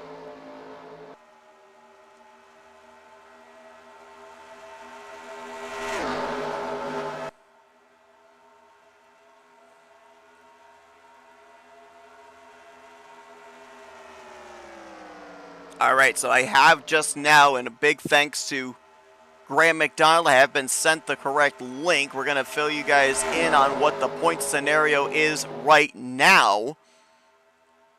As we assumed, Team Black Sheep currently appears to be in pretty firm control after taking 2 of the first 3 checkered flags to start out the night. They're currently at 1,830 points. You then got to go back to the Renegades at 1,425. That is a total of 405 points back are the Renegades. They're only 25 points up on Team Shake and Bake, who's currently in 3rd. The Expendables currently sit in 4th. They're at 1,370. Team Wolfpack in 5th at 1,275. And Team Wrecking Ball, maybe not the best of races for them in that last one because they've dropped down to 6th. They sit at 1,250 points. Currently 6th of the 6 teams. They're trying to change that right now because they have 2 of their cars inside the top 2, and Doug Hewlett is slowly but surely working his way back up here into this top 5. Although, as I say that, that was Slocum the 2 that was running way low for a moment, worked his way up into the back in the lineup on the top there, and now he's in P3. Yeah, you'll see Sandoval, who's currently leading this race. He has led 17 laps coming into this one. Currently has led the most laps overall this evening and has accumulated the most points of any driver. They have the driver points here as well. Ulysses with 555 points total. Next closest to him, Ed Finley. He's been kind of quiet here tonight and currently sits at 420 points accumulated. Denny Carroll and RJ Cabana, a couple of our former winners on the night, currently 3rd and 4th at 400 and 390 respectively. And then Greg Lovell currently the 5th most. That's Terry, a big one, too. Terry Bombard, Tim Anderson, involved. Mike Mangialardi. Oh, my goodness. Oh, who was wow. that just came flying in there? That was Javier Negron. He just got tossed. And we have a DNF, too. I think this race actually does have damage on because there's pretty significant damage to a lot of these guys. Yeah, there's moderate damage in this one. Cy Jones with a lot of damage on the right side. I'm going to assume, I could be wrong, but I think maybe Adam Simonic might have been the one that got Javier Negron from behind, that we saw him flying into our camera because he's the one that you referred to that has retired from the race. Both cars have. The 40 and the 75 have both taken it to the garage. And white flag is in the air here, 1 to go. Team Wrecking Ball got broken up. Garland Oaks got around Ulysses Sandoval. Josh Slocum going to go side by side with RJ Cabana for 2nd place. Sandoval's going to try and take it 3. Can't quite get the run he was searching for. Doesn't really have much help from behind. at least if you're the Wrecking Ball cars, try to keep this one clean. You might not necessarily be able to get the win if you're not Garland Oaks, but keep the car clean and try to get the best finish you possibly can. Well, right now, Team Wrecking Ball looking to gain a lot of points back here. Garland Oaks, he's going to be free and clear. He's going to take the checkered flag here in the 4th heat race of the night. Cabana will get 2nd, Sandoval in 3rd, and that's going to be a perfect 3 for 3 for Garland Oaks, finishing inside of the top 10 in his starts here tonight. He had a top 5 and 2 top 10s in his 2 previous starts that had him 7th highest in most driver points accrued. And that'll be the first victory of the night for Team Wrecking Ball as well.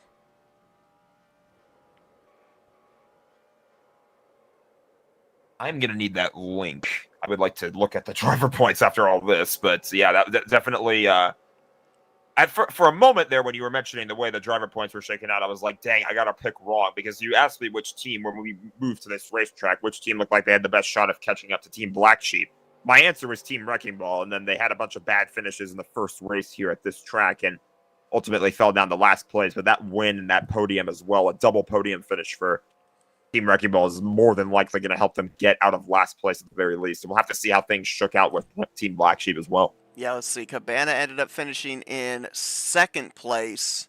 Where did the rest of Team Black Sheep finish in this race? Mike Mangialardi in 11th, Robert Breedlove in 6th. So not horrible for those 2 drivers. Could still be enough for them to be able to keep that top position, as I just sent you a link and I don't think it's going to work, so hold on, don't try clicking that here, but we'll show everybody the finisher results from this one. Garland Oaks picking up the victory for Team Wrecking Ball. So it's interesting, the first 2 races of the night, it was Team Black Sheep. Now these 2 races here at Freedom Motorsports Park, a victory for Team Renegades and a victory for Team Wrecking Ball. Definitely, I feel like, as we kind of alluded to, for a lot of these teams, priority number 1 is let's make sure that we gain points here on the points leaders in Team Black Sheep. Let's not put ourselves even further behind the 8 ball by the time we get to that finale race. Absolutely. I mean, that's kind of how it goes with if you're Team Black Sheep. Obviously, you love to sweep the opening 2 races at California. But again, like I was talking about earlier, you put that target on your back, and a lot of these teams might not have necessarily been willing to help them out here at Freedom. So a lot of drivers certainly did their best to work their way up closer and closer towards that team in the standings. So we'll have to see how it all shakes out as we move to our 3rd and final track before we reach our finale at Primetime. All right, I believe I have sent you the correct file here now on your Facebook. So hopefully we'll get that all squared away. And we will now turn our attention to Homestead, Miami, Florida. So going from, what would it be, Central Florida and Orlando down to the southern tip at Homestead, Miami, for what will be the first of 2 heat races there tonight. 14 laps in total for these 2 heat races before we then set them up for the 47-lapper at Primetime Super Speedway. Something else I did notice here as well, which I think made a little bit more sense to me now in retrospect of how we saw the cars, a lot of movement out of them in those previous heat races at Freedom Motorsports Park. It is ×3 wear. Now, it doesn't mean a whole lot in terms of fuel. They were well within the window to be able to make it from green flag to checkered flag, even with the ×3 consumption. But in terms of tire wear and tire heat, that might have made these cars a little bit more tricky to handle than it would be if it were a 2X wear or even just the normal 1X. Yeah, it certainly would kind of shake things up in the going, as I think this link you sent me is working. Hopefully. Yeah, I see Black Sheep in P1, Renegades P2.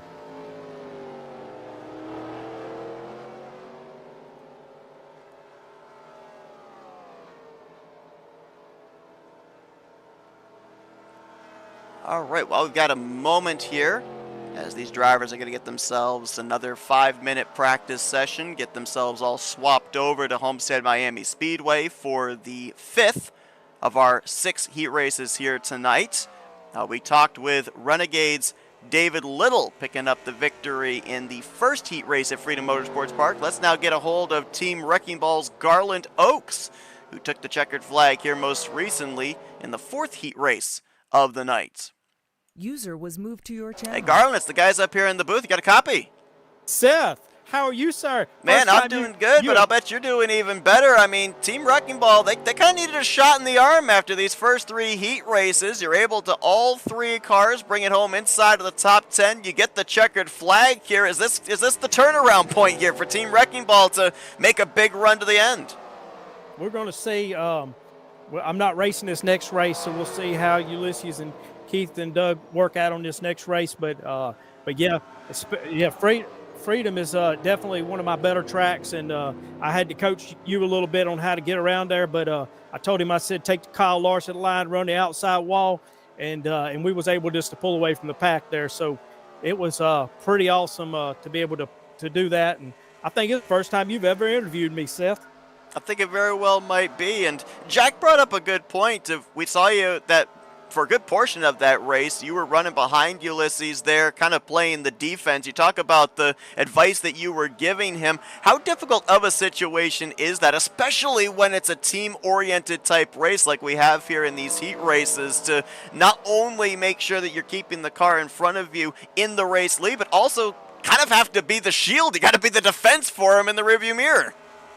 I don't know. Team Wrecking Ball don't do a whole lot of defense. I think that's why they call us a Wrecking Ball. So I didn't do it. I can't say I did a whole lot of defense. They were kind of defending themselves back there. They instead of getting in a straight line trying to pass us, they was kind of racing themselves. And so they'd go into the turn. And I guess Josh Slocum kind of helped us the best there. He dive bombed to the bottom there and slowed the whole field up with about 3 to go. And so we was able to keep in line. Unfortunately, you rubbed the wall a little bit there, and I had to go around him, and had to fight there for the end. But yeah, it wasn't a whole lot of defense, but it was a whole lot of me calming you down. You've raced with him enough to know how he is. Obviously, I think probably everybody in the field after we concluded at California knew that they were going to be trying to run down Team Black Sheep. We talked in that first race at Freedom with David Little for Team Renegade, and they said that they feel that they were making up some ground on them. How about you guys there for Team Wrecking Ball? How much ground do you think you were able to make up there with getting the good performances out of all 3 of the team cars, and how aware are you of the situation of where you are in the point standings, how much ground you still have to make up before you guys end up getting to the finale race? Yeah, I figure we're still 75 points back or so. Graham's actually been filling us in on where we are as points-wise, but of course they've got to go through the final totals as far as wrecks and things like that's concerned. So, but yeah, I think we're going to need 2 good races out of Homestead here, and then we're going to have to just work together in that final race.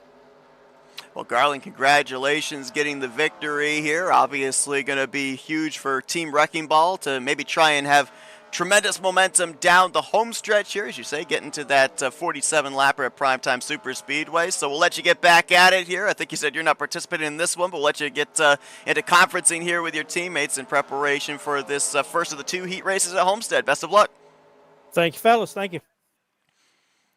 User was As we moved get out of your Garland channel. back there to Team Wrecking Ball, Jack, check your DMs. I've sent you the updated list that we have gotten here from Graham McDonald. And Received. Indeed, they have made some ground. Has Team Wrecking Ball moving from what was 6th position, the seller of the point standings, now up into the 4th spot. And talk about throwing a blanket over 2nd through 4th. Shake and Bake at 1880, Renegades at 1860, 1820 for Wrecking Ball, and 1800 for the Expendables. 80 points separating 4 teams right now, but they're still trying to run down Black Sheep, who right now has about 450 points over their nearest competitor.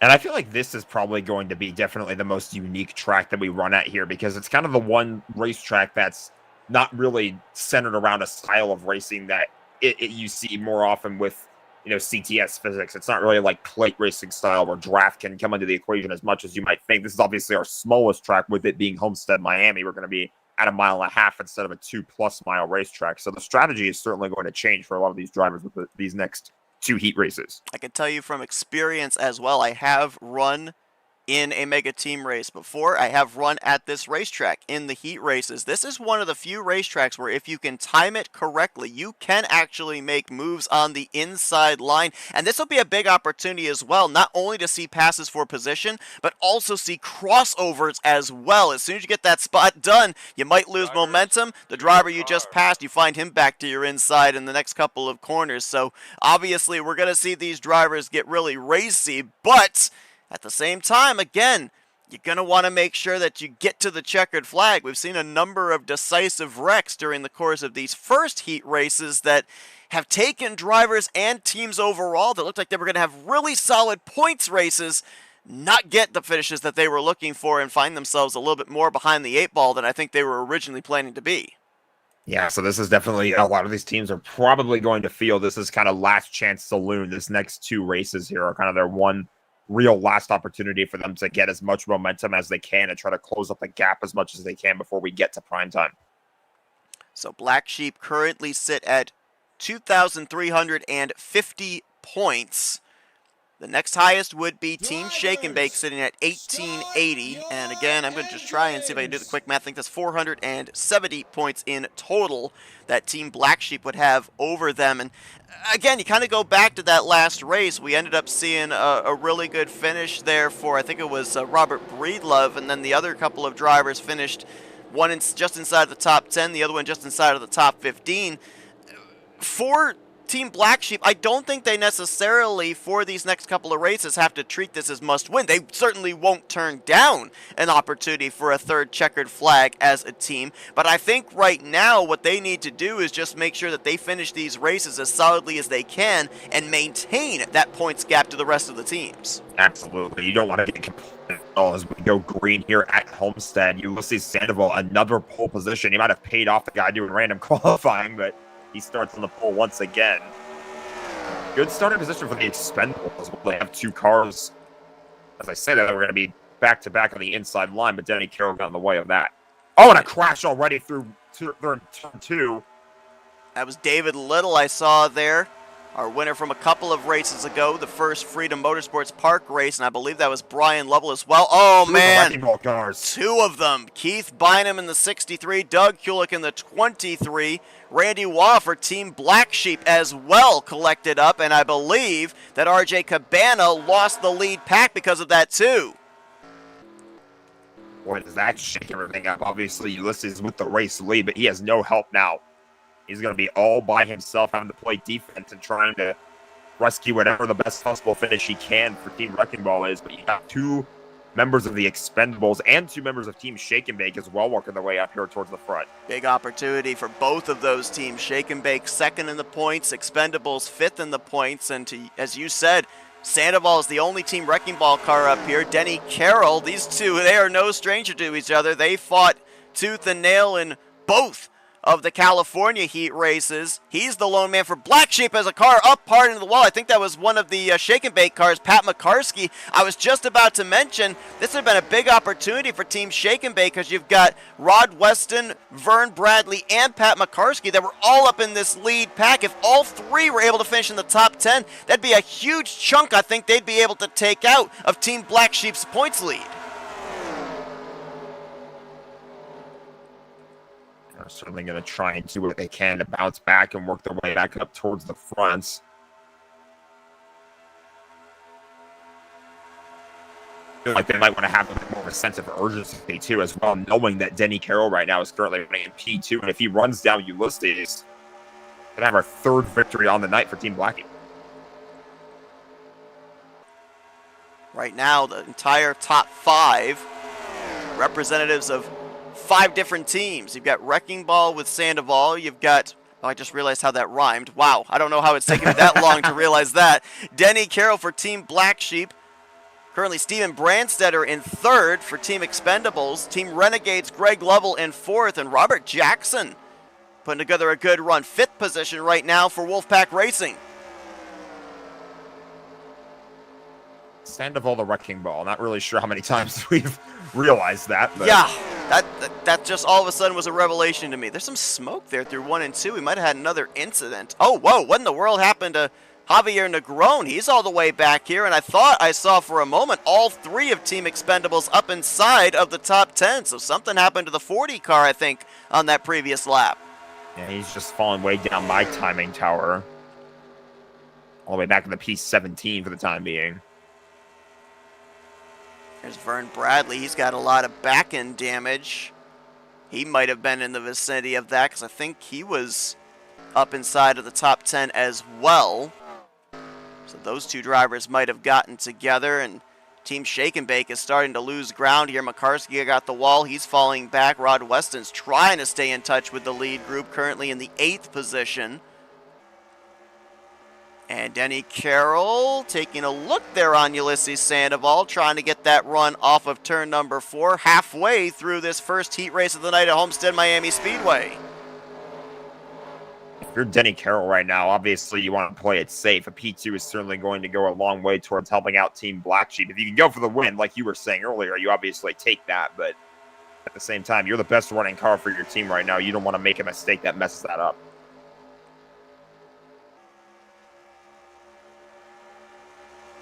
Just double checking this as well. I kind of missed this, but this is actually the first time we're seeing Denny Carroll back on track since he participated in the first 2 races at California. I completely didn't realize that he didn't run either of the races at Freedom Motorsports Park.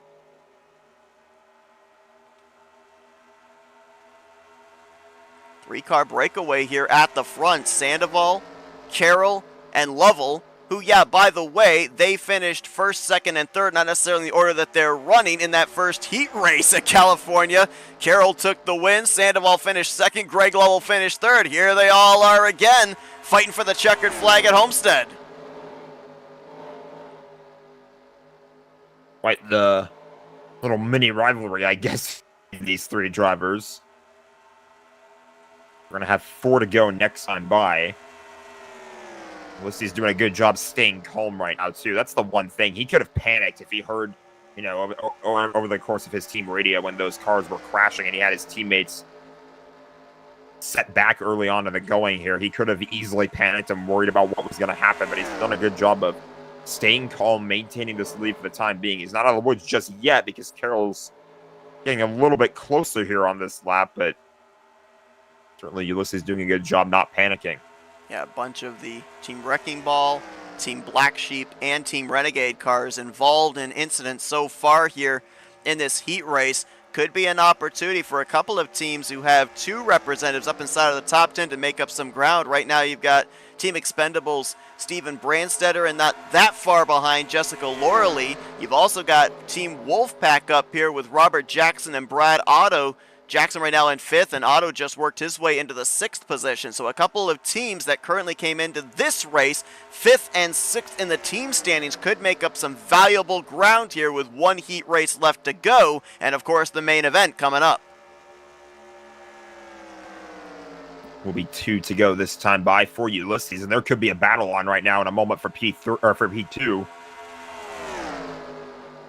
Saw Denny Carroll kind of fall back there into the clutches of Greg Lovell. Now, I wonder if he was dropping back so that way they'd create enough space to be able to get a run on Ulysses. The question is, if you're Greg Lovell, would you be willing to help the 41 if he makes a move? Because that's points that you're giving to Team Black Sheep. As we got more smoke up there, that's in the center of 3 and 4, and David Little's on the inside of the racetrack. So it looks like former heat winner on the night with more issues, and there's the white flag. 1 to go here at Homestead. Oh. Lovell tried to make the move. Carroll throws the block, and that's what Ulysses wants. He says, hey, keep battling for P2 so I could just take this thing. He really wanted that because I think he ran a little bit wider than he would have wanted to through 1 and 2, but he manages to hold on to it. Unless there's a huge run out of 3 and 4 for Denny Carroll, I think Ulysses might have this win wrapped up. Great battle between the Expendables and Wolfpack there for 4th on back, but it's going to be Ulysses Sandoval, back-to-back victories for Team Wrecking Ball. As, whoa, we got a majorly torn up car right in front of them there. I think that was one of the other Team Wrecking Ball cars. That was Keith Bynum. Not necessarily sure where that happened, obviously. Well, I don't think that was after the checkered flag either, because he's being scored last right now. Yeah, I think they were just taking the white flag, actually, where those couple of drivers. I think Randy Waugh in the 21 was in that vicinity as well. Yeah, there was damage on Randy Waugh just now as well. So yeah, that is gonna shake up the point standings a little bit too. Obviously, you'll take the win if you're Ulysses and Team Wrecking Ball, but at the same time, you have another car that might be finishing last. We're kind of waiting for scoring to do its thing, but yeah, that'll certainly be interesting to see how that shakes out in the points. Yeah, standings are official. Yeah, Sandoval with the win, but Hewlick in 14th, Bynum in 16th. We saw them involved in an incident in the early going and never were able to bounce back. So, just how much ground does the victory for Sandoval gain them is going to be the big question, especially with the fact that Carroll still was able to hold strong for Team Black Sheep, finishing in second place. Greg Lovell for Team Renegade there in third. And then we saw that great battle there with the 4 drivers, 2 out of Wolfpack, 2 out of Expendables there with Brandstetter, Laura Lee, Robert Jackson, and Brad Otto. Solid runs for all 4 of those drivers, maybe going to allow them to gain some ground as well. But yeah, we got 1 heat race left to go, and as of right now, I think even with that second place performance there by Denny Carroll, I think they're still going to have a fairly decent cushion. A lot of teams that really could have capitalized with some crucial mistakes there in that heat race going to have to clean all that up here for this final heat race. Absolutely. I mean, you're going to take that P2 any day of the week right now if you're Denny, especially when you consider the situation that Team Black Sheep is in, because with them having this lead with those 2 wins in the first 2 races, all the good finishes certainly help if you're able to keep that consistency, not just by yourself, but as a team as well, and you can stay in front of everybody else who's trying to close up on you and challenge you for these point standings. And we had Rodney Sullins jump into our chat, and he brought up a great point here that I actually wasn't realizing. We mentioned about, you were saying about Ulysses maybe paying off the racing gods and getting good starting track position. Team Black Sheep hasn't necessarily here tonight gotten the benefit of the qualifying draw. A lot of the good finishes they've got, they've had to kind of claw their way up to the front, a lot of them starting mid-pack to rear of the field. So they've done a really good job of executing in gaining positions from where they were initially scheduled to start. Yeah, that's a really good point too. Drivers might not necessarily be getting the spots that you want, especially with this being the track that it is. This is only a 1.5 mile track. It's the smallest track that we're going to go to tonight. So you would think it would be a little bit harder for these drivers as well to gain back track position if they don't really get that good of a qualifying draw. So to your point, Black Sheep has certainly done a really good job at maintaining their good spot in the standings and kind of clawing back from bad starting position to get good finishing position. Well, we talked moments ago with Garland Oaks, who was able to put Team Wrecking Ball in victory lane. Now it's back-to-back for Team Wrecking Ball. Let's see if we can get our most recent winner. See if we can get a hold of Ulysses Sandoval. User was Good moved to race your there, channel. boss. Hey, Ulysses, it's the guys here in the booth. You got a copy? Oh, I thought I was talking with Jeffrey. You can call me boss if you want to, but I don't think that's who you're referring to. But man, hey, great run for you there. Able to close it out with a checkered flag. We saw you finish up there in the podium those first couple of races at California, so the consistency is definitely there. We've kind of dubbed you the Iron Man here tonight, as I think we've seen you in every single race so far, but Team Wrecking Ball kind of coming alive at the right time off the heels of Garland's win there at Freedom Motorsports Park. What's the confidence level right now for Team Wrecking Ball? You guys can make a second half of the night run and take the overall championship.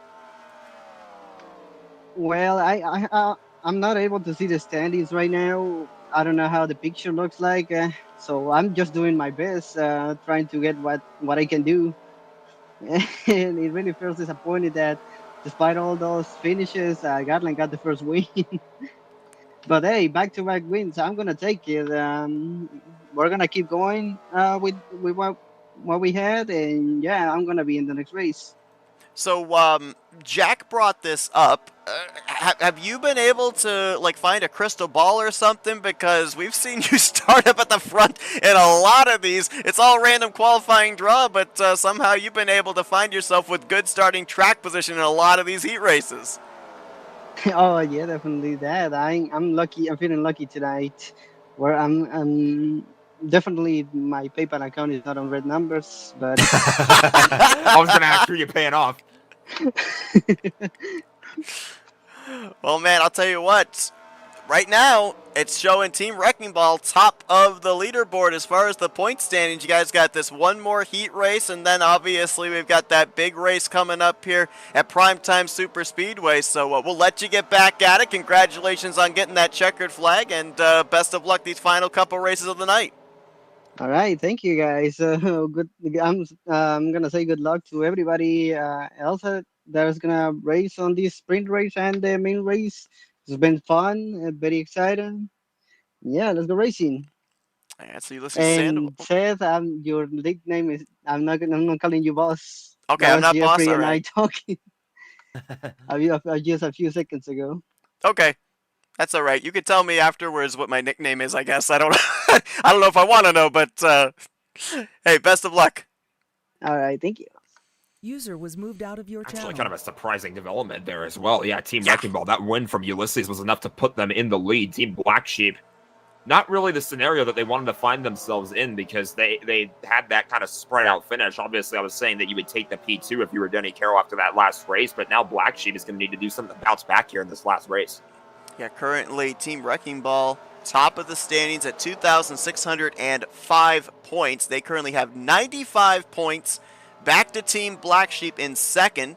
Team Shake and Bake, they're not out of it yet either. They're right there in the conversation, sitting in third, currently less than 300 points back. Again, for those that are wondering, that's not a whole lot because they do use the classic point system, 200 points if you win a race here tonight for your team. The Renegades, they're right there in the conversation as well, sitting at 2,310. Right at the moment, though, as we kind of look at it here with 2 races to go, a little under 2,300 points for the Expendables, a little over 2,100 points for Team Wolfpack. Do those teams maybe have to look at this race as at least one of their drivers winning here in this final heat race?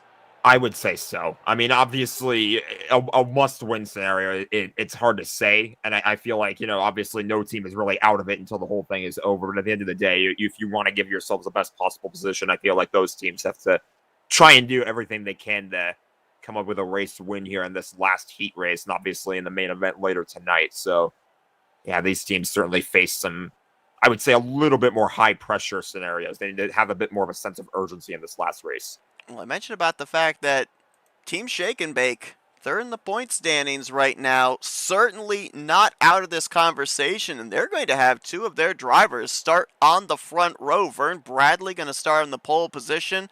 To his outside going to be Rod Weston. A little bit further back, you see the other blue and red Shake and Bake Chevrolet. That's going to be Jeffrey Elliott. But we ended up seeing Ulysses, Denny, and Greg, who all started up towards the front of the field in the previous heat race here at Homestead, be able to bring it home first, second, and third. So this appears to maybe be one of the few tracks tonight where starting track position is a premium. Absolutely. Again, it just kind of comes down to the fact that this track isn't really what you consider a track where super speedway style racing comes into play. I mean, obviously, maybe some draft would help, but at the end of the day, this is a small racetrack. It doesn't really matter where, the runs might come from or something like that. You kind of have to have that good starting position, and a lot of these drivers certainly trying to do their best with it. Going to have a couple of teammates lined up nose to tail on this start as well. Second and third on the inside line for Team Renegade. Greg Lovell in the 088, Andy Lucato in the 12. Remember, they are also right there in the conversation, 4th in the standings. Currently sitting just about 300 points in arrears to Team Wrecking Ball. And correct me if I'm wrong, I think Team Wrecking Ball were 3rd in points when they entered into that last heat race and shot to the top. So if they were within striking distance to take the points lead, I think Team Shake and Bake and Team Renegades as well, if they end up getting one of their drivers in victory lane in this heat race, I think they could easily find themselves in the conversation, P1 in the standings going into the main event tonight. They're either 3rd or 4th. Either way, definitely got a big jolt in the point standings as they now jump up to the top. I feel like if you're Team Black Sheep as well, that might be a wake-up call in this race as well. They kind of have to realize, all right, we're kind of getting a little bit complacent. That's kind of the one thing you can't do in this scenario. And Starting off the night strong, but need to finish it just as strong. And right now, the highest running of those on this grid is going to be Robert Breedlove in the 8th position. Randy Waugh outside of the top 10. I believe that's Denny Carroll way back there in the next to last row. As here we go. It's going to be the final green flag of the night for heat races here. Final 14 laps at Homestead, and already trouble. Vern Bradley gets turned around off the nose of Greg Lovell. This is a huge, huge wreck. Josh Slocum got tossed in the middle of that one. Jessica Lorley around as well. Not a good wreck at all for the Expendables cars. Yes, all three. 2 of the Team Wrecking Ball cars. 2 of the Team Renegade cars. Vern Bradley and Andy Liccato are both already bringing it behind the garage. Or behind the wall to the garage, rather. That's how that works. Here's the survivors. All 3. How about this? All 3 of Team Wolfpack got through that. Otto's right behind Rod Weston. You've got Adam Simonik 3 wide here in a battle for 3rd, and then not too far behind them, Ed Finley. If they're able to hang on, we could end up having all 3 of Team Wolfpack finish up inside of the top 6. That'd be huge for the team that currently sits last in the team standings. Yeah, that's really going to shake everything up in this last heat race. And that really spreads out the rest of the field as well. They're not really going to be that close to each other. Obviously, you have this battle for the lead going on right now, but then the next 2 cars are at least 2 seconds back. Now, that just changes everything. It changes everything, but I'll tell you something else that it worked out, another team that it worked out for, even though a couple of them, I think, might have gotten involved in that wreck, and that was Team Black Sheep. Robert Breedlove is now up to 5th, but able to get through that wreck or able to drive away from it quickly. Denny Carroll is now 7th, and Randy Waugh is currently trying to defend for the 8th position. If all 3 of Team Black Sheep finish inside of the top 10, that's bad news for the rest of the field, too. Absolutely. That might be what their goal is, too. They may realize what's happened here, and they might now start charging to try to get a top 10 because that can really help them out in terms of the overall points picture. They could try and get around Team Wrecking Ball, who I think had a few cars involved in that one as well. See back there that pack of 3, Sandoval, Simonik, and Breedlove trying to work together single file to reel in the top 2.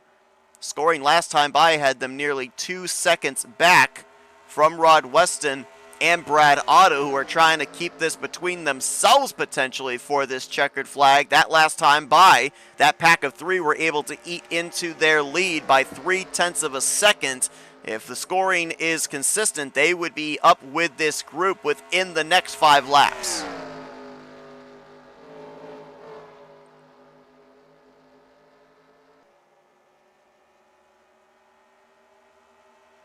Keep your eye on Brad Otto here. He's not going anywhere right now, trying to battle with Rod Weston for this race lead. Got a nice run down the backstretch, but not really the greatest turn 3. Oh, might have had a look inside, but didn't get the run he was looking for. It's something that we have to bear in mind. In all of these heat races, we have seen 3 representatives of each team. We are going to see all 5 members of each team on track for the 47-lap main event coming up immediately after this at Primetime Super Speedway. We've already seen massive shifts in the point standings, both teams moving up and teams falling down in the point standings. When you put all those drivers out onto the racetrack at an unpredictable super speedway, we could end up seeing another massive shakeup in the points. Maybe a team that going into that race we may have done and dusted, maybe feel they're not in the conversation. You never know what can happen when it comes to super speedway racing. You see all that smoke. That's Doug Hewlick. Bad news for Team Wrecking Ball, as he has definitely lost the engine on that car. Going to be another DNF, and obviously not what Team Wrecking Ball was looking for at the top of the standings going into this one. And just ahead of the race leaders is Garland Oaks, who took a checkered flag just a couple of races ago at Freedom Motorsports Park. He's currently on the tail end of the lead lap, in danger of going a lap down. Ulysses Sandoval, I believe he's gotten into the draft of the top 2, going to try and make it a 3-man fight, but he's the lone survivor right now for Team Wrecking Ball. Hewlick is actually... Oh, we got a spin in the back. I was watching Doug Hewlick, and Randy Waugh just went around. Steven Brandstetter as well for Team Expendables. I was preempted by what just happened there in that scenario. I was going to talk about how Doug Hewlett, he hasn't taken it behind the wall just yet because he was trying to recover whatever the best possible finishing position could be. Obviously, you want to see it through to the checkered flag with no cautions, but that's kind of the problem, is you kind of become a moving chicane for everybody else on the racetrack, and there were a bunch of cars that tried to make their way around the outside of the 23, and they couldn't do it. Yeah, Randy, I think, was battling at the time with Steven Brandstetter for roughly the 8th position. That drops both of them outside of the top 10. Oh, we got a car in the wall back there. That was Robert Breedlove. I was just about to mention that Team Black Sheep had Robert Breedlove up in the top 5, but he just went down hard into the inside wall. And now with him and Randy Waugh currently out of contention, that just leaves Denny Carroll in the 6th position, a long ways back from battling for this win. Speaking of battling for this win, Brad Otto has caught up here. Rod Weston is certainly under fire as Ulysses Sandoval is making his way to the top of the racetrack. They're going to catch the lap car of Randy Waugh. This is going to be a heck of a fight here between these 3 cars with 3 laps to go. And Randy up on that top side there. Sandoval might try and shoot the middle down the back straight away. Contact made. We're banging doors. We're rubbing paint with 2.5 laps remaining. Weston still on the bottom, gonna push up a bit. Sandoval's gonna clear him though through 3 and 4. That was fresh smoke in turn 3 there. There was another car that went around, I think. Not sure who it was there. Everybody up ahead of the leaders at least is rolling as Sandoval goes to the point looking for back-to-back victories for 3 in a row for Team Wrecking Ball. Brad Otto looking to the inside of Rod Weston for 2nd place, and then a long ways back before you get to Otto's teammate Adam Simonik, currently in the 4th position, over 2.5 seconds. Ulysses is going to get the white this time by, as contact is being made there for P2. This is pretty much what you need from Team Wrecking Ball right now, with 1 car a lap down, another car out of this race. Yeah, very similar to the previous Homestead race where we saw both Keith Bynum and Graham McDonald torn up, finished way down in the running order, but Sandoval's victory was enough to move them to the top of the point standings. Well, this should keep them at the top of the point standings as back-to-back victories for Ulysses Sandoval, 3 in a row for Team Wrecking Ball. And they should still have the points lead going into the final race here tonight at Primetime Super Speedway. But as you mentioned there, Garland Oak's going to finish 15th, Doug Kulik in 16th, so they really had to rely on the bonus points there from Ulysses Sandoval, as well as the 200 points for him winning this race.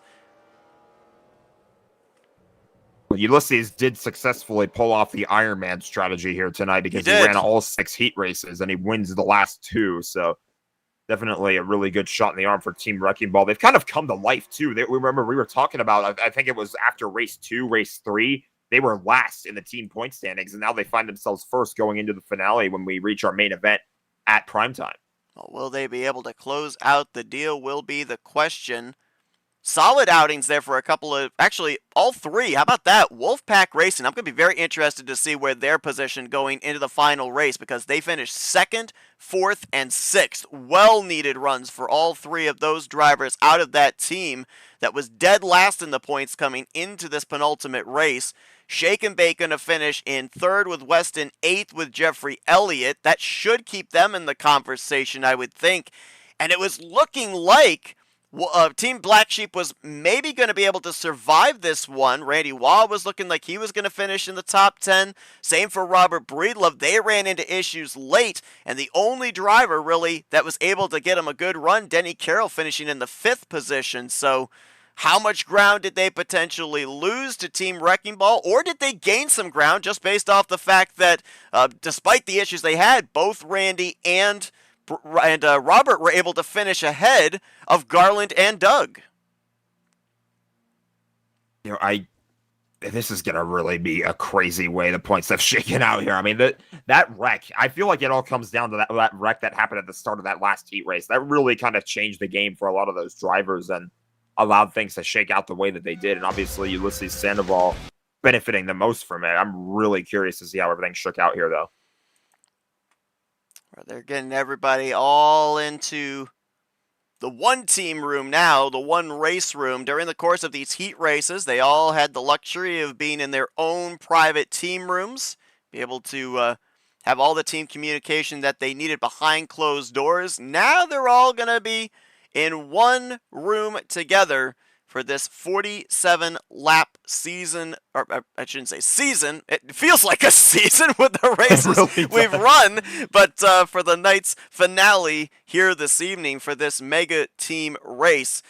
And now it gets really interesting, as I said, with the fact that we're going to have all the representatives for the respective teams, not just 3 drivers per team. A lot more points going to be up for grabs, a lot more opportunity for massive point swings here with this final race to go. And the thing that'll make this one interesting, too, is that we're going to have cautions on this time around. So if there's any kind of a crash or anything like that happens to any drivers, they will have that safety net of the fact that there will be a yellow flag to come out and get everybody back together. As soon as we get it, we will let you know what the point scenario looks like coming into this finale race here tonight. 47 laps under the lights at Primetime Super Speedway. And now the strategy entirely changes, right? Because before, it was a sense of urgency. You only had anywhere from 10 to 14 laps to be able to get yourselves all organized, position yourself, get through wrecks, all that type of stuff. Now, much bigger racetrack, much longer race. You can kind of be a little bit more slower, a little bit more methodical in your strategizing. Absolutely. And that's sort of the thing, too, because pit stop strategy isn't really something that we've talked about tonight because, frankly, these cars haven't really had time to make pit stops. It's been a bunch of shorter heat races. But with this being 47 laps, these drivers aren't going to make it to the green flag or to the checkered flag in one go. They're going to need to, at some point, make their way down pit road. Those pit stops could be under green flag conditions as well. So, yeah, a lot more strategizing and a lot more patience is going to be key when we talk about this finale race. Well, how about this for a scenario coming into this finale race? Ulysses Sandoval with the victory, enough to keep Team Wrecking Ball at the top of the point standings coming into this finale.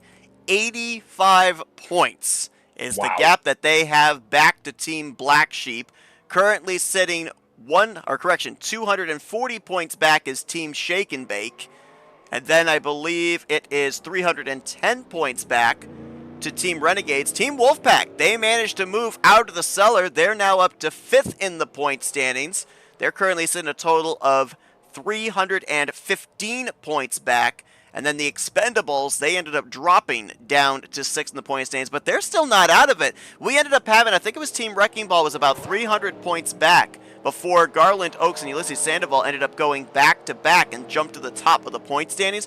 Team Expendables, they're coming into this race sitting at only 345 points back, so they still got a shot at this team championship. Everybody's in it.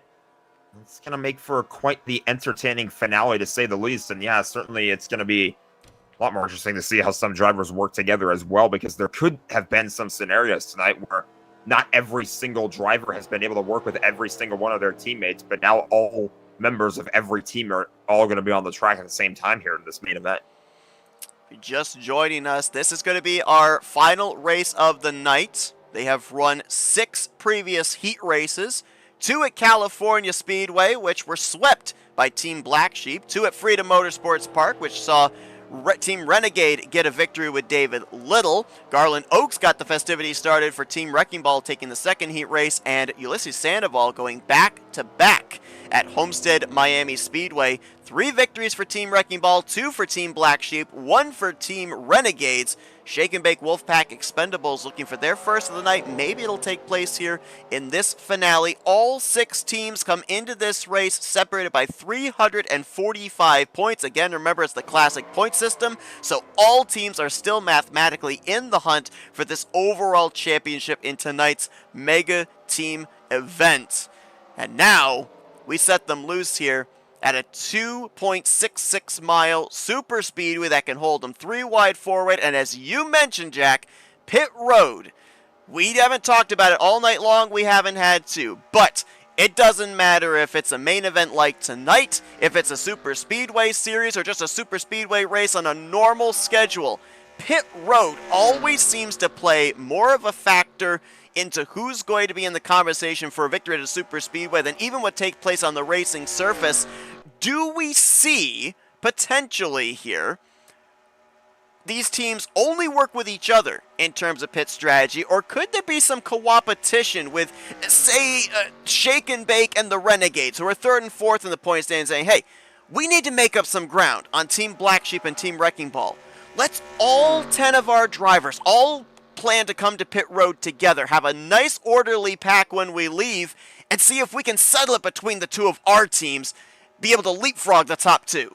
I think that's a very fair question to ask. I mean, obviously, you want the best for your team and only your team, but at the same time, if you are basically a team that's in a similar situation as another team, maybe your team's Shake and Bake and you need to work with Team Black Sheep to catch up to Team Wrecking Ball or something like that, I think maybe they end up working together. That's a very fair question because you want to pit together at a racetrack like this. When you make your way onto pit road, you cannot pit by yourself. If you're alone on pit road, you're going to lose all your track position. You're probably going to go down a lap. So, yeah, I think that it is fair to say that a lot of these teams might, if they find themselves in a similar situation, try to team up a little bit, as you said, co-opetition and work with one another to make up the gap on Team Wrecking Ball, which makes things a little bit difficult if you're Team Wrecking Ball. Maybe that you don't have other teams that are willing to work with you in those scenarios, and you kind of have to rely on each other and only each other to make those strategies work.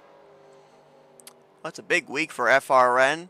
Of course, privileged to call tonight's mega team event here for Primetime Racing League. Be sure to join us this Thursday night as well as myself, Jack, and Kyle Matthews. We will be having the privilege of calling the second annual Bones 00300. We've seen these heat races here tonight. We're going to be seeing not one but two simultaneous qualifying races. As the last I heard, I believe there are 60 drivers that are looking to participate in the main event for the Bones 00300. We'll be seeing those qualifying races happen prior to the big dance. Only 40 drivers will be able to make that main event race. Of course, the unfortunate circumstances that brought this about 1 year ago when, unfortunately, the entire Enter 2003 racing community, but specifically Rolling Thunder Gaming, lost one of their captains in David Bones Cannon. Well, this year, they are having it not only in David Cannon's memory, but the memory of all the other drivers that have been lost through the years, part of the Rolling Thunder Gaming community. That's going to be taking place this Thursday night. Be sure to join us for the qualifying races to kick off the festivities, the main event race as well. All going to be taking place right here on FRN. Looking forward to that one. Some big events here this week in the latter portion of the month of August. Absolutely. It's going to be an honor and a privilege to call that race. Obviously, really meaningful to this community. And yeah, definitely we're going to be doing our best to honor the memories of obviously Bones, but everybody else that we've lost over this time here in the NR 2003 community. Just a lot of great names that unfortunately are no longer with us. And I think it's a really powerful thing to see the community come together and kind of do what they can to honor those drivers and those people that really impacted so many people's lives, not just, you know, in the sim racing community, but in the real world as well. A lot of these people that, you know, we never would have met up otherwise. So it's definitely really beautiful sight to see everybody coming together, and we're looking forward to putting some magic on the racetrack this coming Thursday. Yeah, last year when we had the special event, fortunately I have the two computers, so was able to simulcast the two heat races at the same time. Not going to have to deal with that this year because one of the heat races will be on my end, but Jack, you're stepping into a co-producer role, so how you feeling about that? You looking forward to it? All I'm going to say is shout out to Project Steelfire, because that's going to help make my life so much easier. There you go. I have it running right now, actually. It's giving me live telemetry on the other screen. So Brad Otto gets the long straw here. He's going to get the pole position for Wolfpack Racing. Vern Bradley going to start to his outside for Team Shake and Bake, but take a look, 3 of the 5 Team Expendable cars up here. Josh Slocum, Steven Brandstetter, and Tim Anderson. So they'll be able to get themselves organized pretty quickly. I'm trying to look for Team Wrecking Ball. Looks like Looks like they're all pretty close proximity, though they are mid-pack to rear of the field. Team Black Sheep, I see 3 of them. Or maybe there's 4. Actually, is that 4 of them all lined up there? No, they're split by a Renegade car, but you've got 3 that are almost in a line to each other towards the back on that inside line. Denny Carroll and RJ Cabana a little bit further up there. I think Cabana's in 8th. Denny Carroll's just outside of the top 10. I think he's roughly around, I think that's 13th place. So we'll see how quickly all these teams can get themselves organized here. But as you mentioned, caution flags are on. Damage is moderate. Hits in the wrecks here may be enough to take drivers out of the race. So it's going to be a longer one. Got to pace yourself. And how ironic is it as well, a 47 lapper here for the main event, and driver 47 gets the pole. Coincidence? I think not. I can see, I'm looking through the back of the field right now. I see a lot of the Team Wrecking Ball cars kind of pretty close to one another, so they'd have the easiest time, I would think, getting all lined up. But we're going to find out how quickly and how efficient they are in doing so. It's been a long, very fun night of racing, and Brad Otto is going to bring us to the start of this finale. 345 points after 6 heat races separate all 6 teams coming into this final race of the night. Team Wrecking Ball looks to play the defense as we go green at Primetime Super Speedway main event here in the Mega Team Races.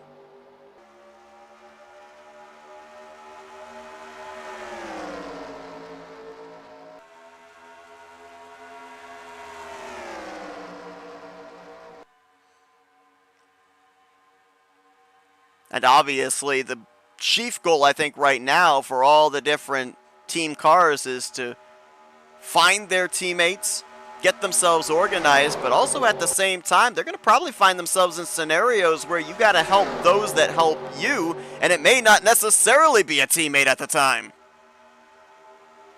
Yeah, that'll certainly shake up the situations for some of these drivers here, because obviously the chief goal is to get as good of a finish as you possibly can to help your teammate out, but at the same time, as you said, you might, in order to help somebody out who's not your teammate, but they're probably thinking the same thing. It's kind of one of those deals where you just have a similar goal as somebody else, and if you have to work with them for the moment, that might be what you have to do. Whoa, some sliding around their rear of the field. Not sure if somebody got together with another car. We got a car around. Boy. Ed Finley up and into the air. Will land back on his wheels, but the caution is going to wave.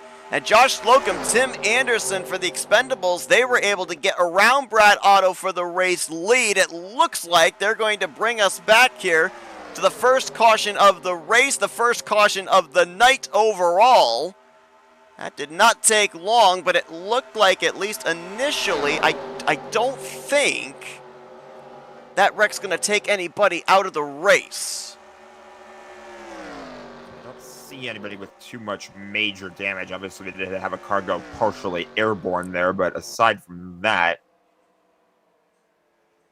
would still have everybody in the field, as now they're wrecking under pacing. Yep, I had just brought us to the replay screen, but we're going to come back to live. Tim Anderson just got spun out by, I think that was Vern Bradley. Car spins down to the inside wall, but I think he's going to be okay, as everybody was woeing up, waiting for the pace car to pick him up here on the back straightaway.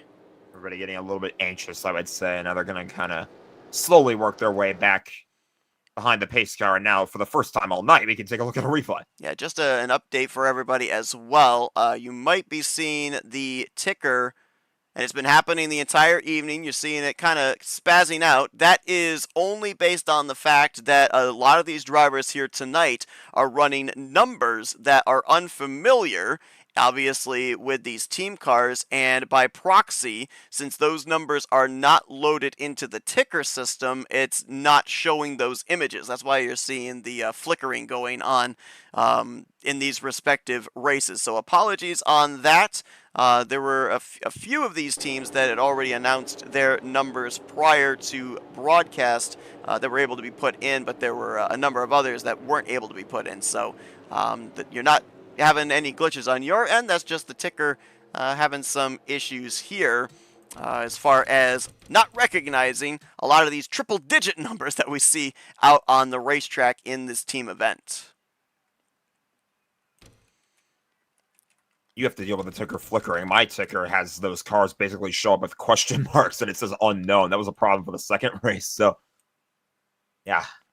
Tickers are not behaving 100% tonight. You'd think that at least they would say Fred Jones. Right? Here's what happened with Ed Finley as that was one of the Team Black Sheep cars. That Breedlove, I think? Yeah, got him in the right rear quarter panel. That was Graham McDonald in the 24, the black and white Team Wrecking Ball car that was right behind Finley as he nearly ascended. I would love to see that from up above, too. We'll see if maybe that was a scenario of whether or not two guys were kind of fighting for the same piece of real estate, or maybe our old friend Bumper Grab might have had something to do with it. Yeah, Finley was out of... Oh, they checked up in front of him. That was another of the Team Wrecking Ball cars that got hit from behind. And it almost kind of looks like Finley tried to clear himself up and Breedlove was already there. I'm surprised there wasn't a crash a few moments ago, too, because like you said, they were kind of chaining up there on the outside. Let's see if we can find out who that car was of Team Wrecking Ball that was getting out of shape. Might have been Garland Oaks, I think. Oh, no, it was Keith Bynum. Had Jessica Loralee behind him, but the stack-up even happened further. I think that was David Little back into one of the Wolfpack cars, then into Bynum. It was just the chain reaction up there on that top side. Drivers checking up, and unfortunately the communication did not get far enough back quickly enough for them not to make contact.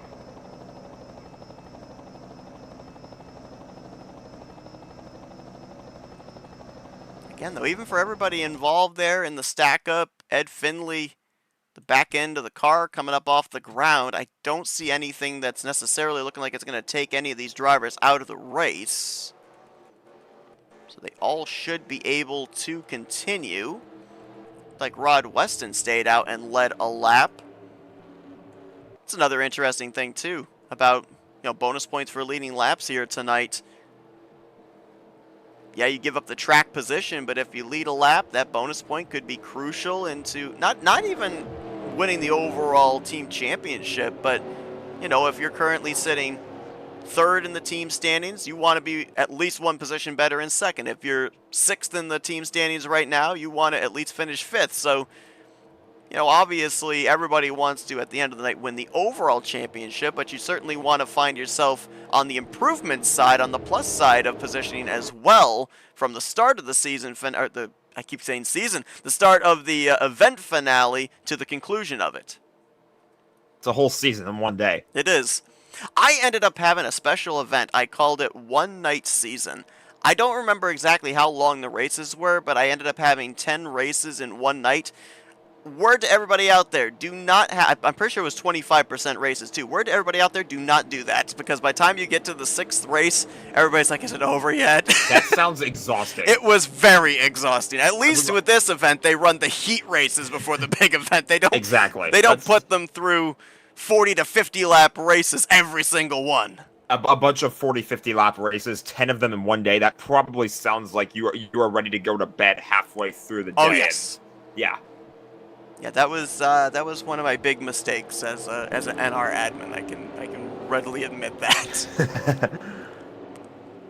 It's been a really fun event, though. This is my first time seeing the Mega Team race in action. It's been really, really fun to watch. These guys are certainly put on a show in these heat races, and now we've got a pretty solid main event on our hands so far. As there are a couple more drivers making their way down pit road, more than likely just to top off here. Yeah, Sandoval giving up the race lead. Looks like a bunch of other Team Wrecking Ball cars coming down there with him, so that's actually going to turn the race lead back over to Josh Slocum, who took the caution.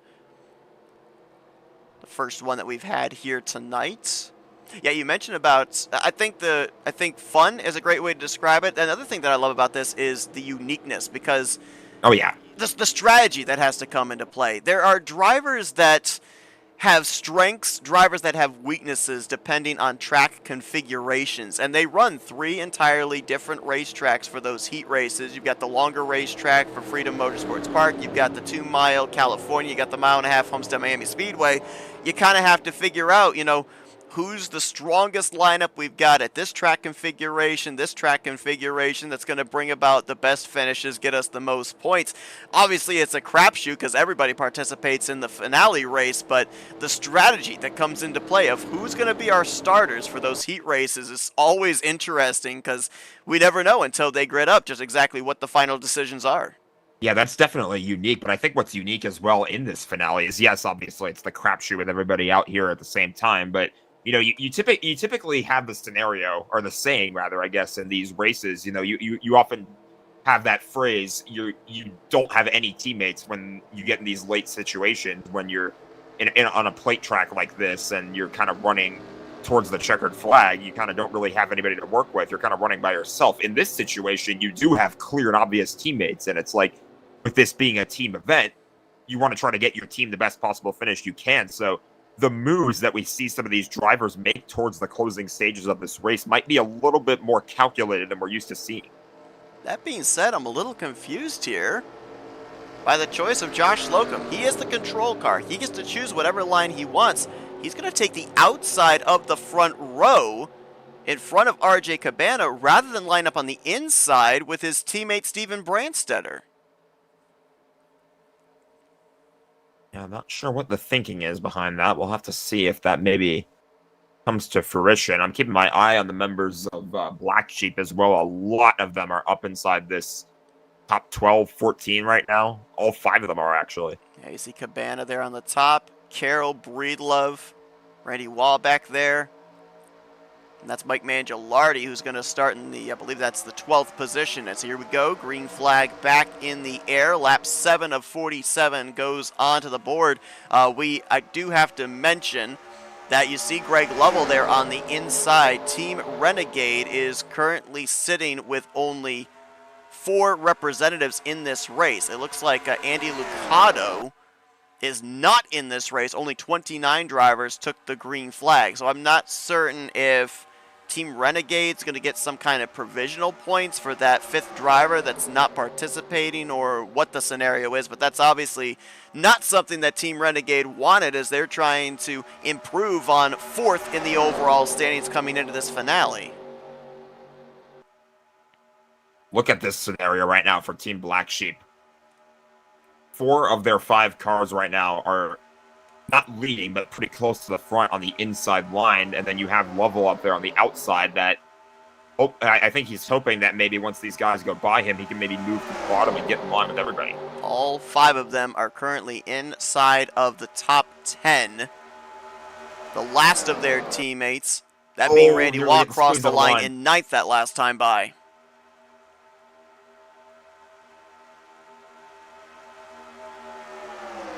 Back there is losing the draft. I think that's Pat McCarskey of Team Shake and Bake.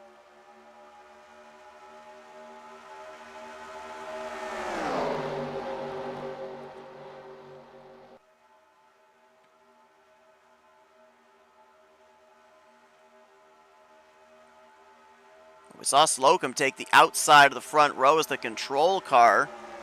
Steven Brandstetter, who he could have lined up with, now the race leader, right down the inside of the racetrack with a train of Black Sheep Chevrolets in the rearview mirror.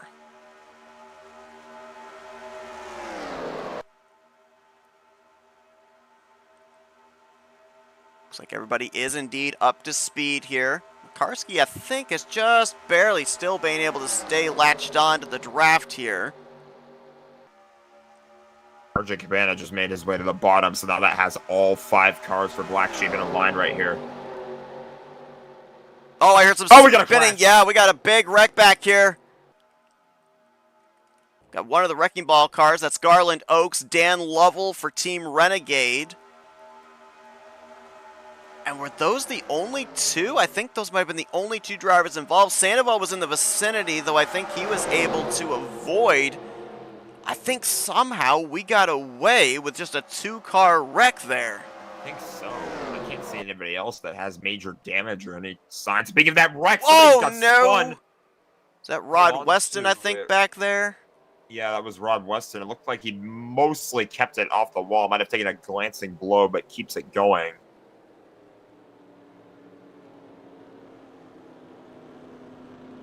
You see the pace car back here in the middle of the field. The pace car takes a little bit of time rolling off of pit road when the caution comes out. To avoid drivers running each other over when they cross the start-finish line, they tell drivers to maintain their race speed through 1 and 2 and then start coasting off of 2 onto the back straightaway. Let the pace car pick them up as they do so right here in 3 and 4. We've so far in back-to-back cautions maybe had a driver slow a little too much on the back straightaway. That's why we saw Tim Anderson spun under the first caution, and right there Rod Weston under the second caution. But fortunately for both of those drivers in both scenarios, looked like pretty harmless spins, just come down, maybe take on an extra set of tires, but I don't really think there's going to be much in terms of damage repair needed. Let's go back and take a look at what happened here. So far, knock on wood, we've been pretty lucky with the incidents that have brought out yellows. We ended up having a couple of cars involved in the first one, but very minimal damage, and I think as we're going to see here, very few drivers involved in this wreck, as that's Dan Lovell. Whoa! Oh, boy. Barely avoided a couple more drivers there. I'm not really sure what sent him around. I almost wondered if maybe there was a stack-up or a check-up in front of him that he reacted to, but that car kind of turned up the racetrack. Let's watch the closing rate between him and the 75 of Adam Simonik. Right here. Does he close up quickly? Oh, yeah, he was about to get into his right rear quarter panel. And when he made the reaction move up, he ended up getting both Garland Oakes and Doug Hewlick of Team Wrecking Ball, who I believe when the green flag dropped for the restart, they were all just kind of chilling at the back. And unfortunately for them, it was not the safe space that they expected it to be. Before we cut back to live, I am going to actually request that you go back to the end of the pit stops there, because we just had a wreck on pit road involving a lot of the members of the Expendables. A couple of the cars kind of overshot their pit boxes, and then as they were working their way out, there was kind of a log jam on the exit of pit road.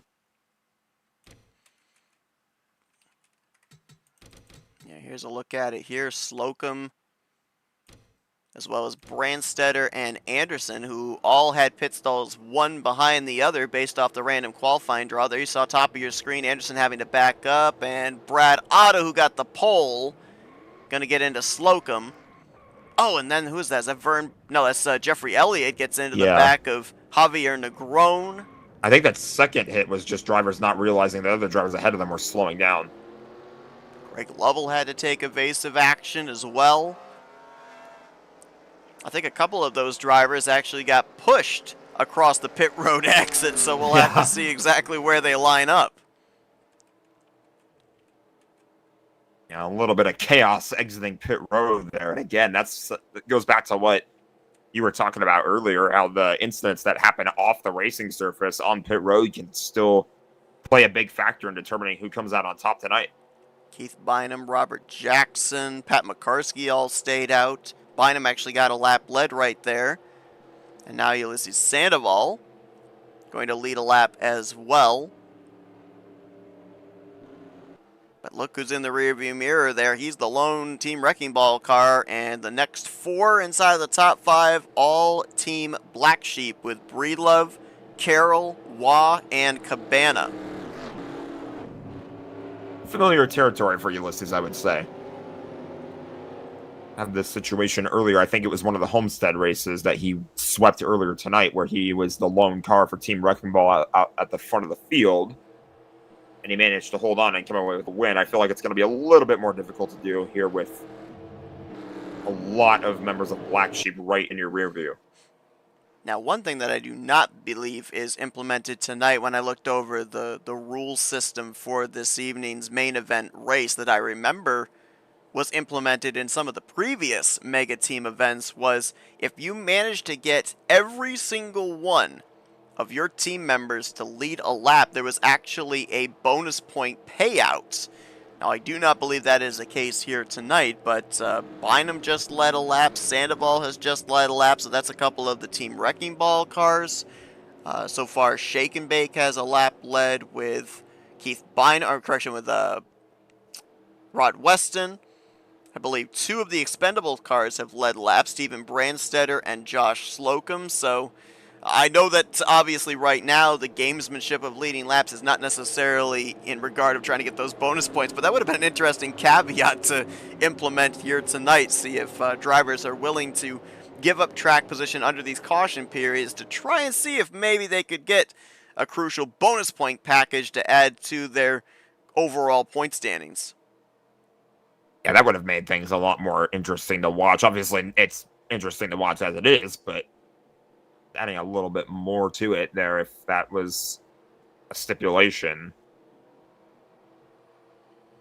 Should get the 1 to go this time by. Ulysses will choose the bottom, and you see the 4 cars of Black Sheep are gonna occupy the rows right behind him. And Team Black Sheep, they got the night kicked off with back-to-back victories. Denny Carroll and RJ Cabana led the point standings for the first half of the heat races before Team Wrecking Ball was able to topple them and have the points lead coming into this finale race. However, Team Black Sheep has been no lower than second in the standings. The consistency has still been there.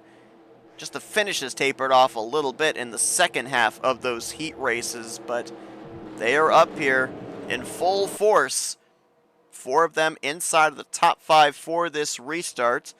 The one that is missing is actually, you see right there, topped off the fuel tank. That was Mike Mangialardi, who's going to start back, I believe, around the 25th position for this restart. All 29 drivers that started the race still running, at least as far as we know, are going to still be up to speed and all still on the lead lap.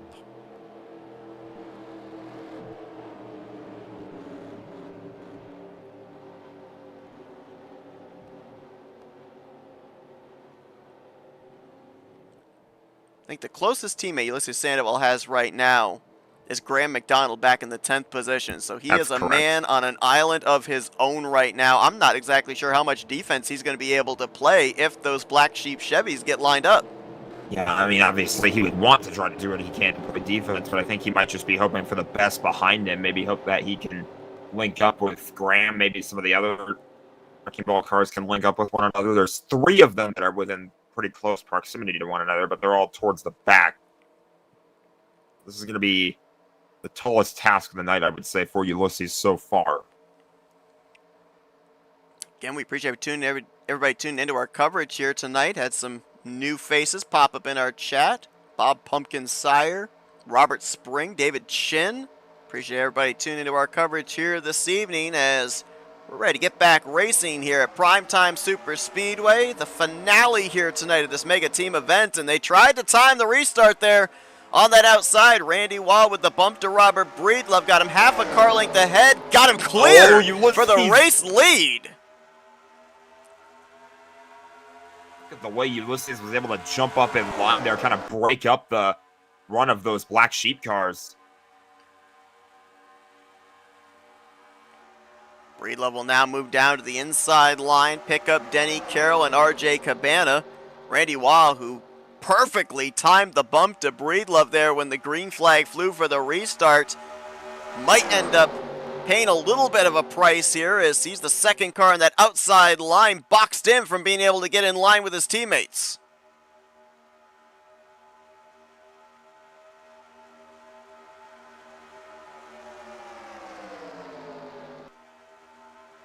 Three of the Expendables cars have gotten together on the outside. That's more towards the back of the field, but that's another team that's sort of already starting to work together. There's 2 of them at the front here as well that have gotten in front of each other, and they're going to be able to try and hold that line.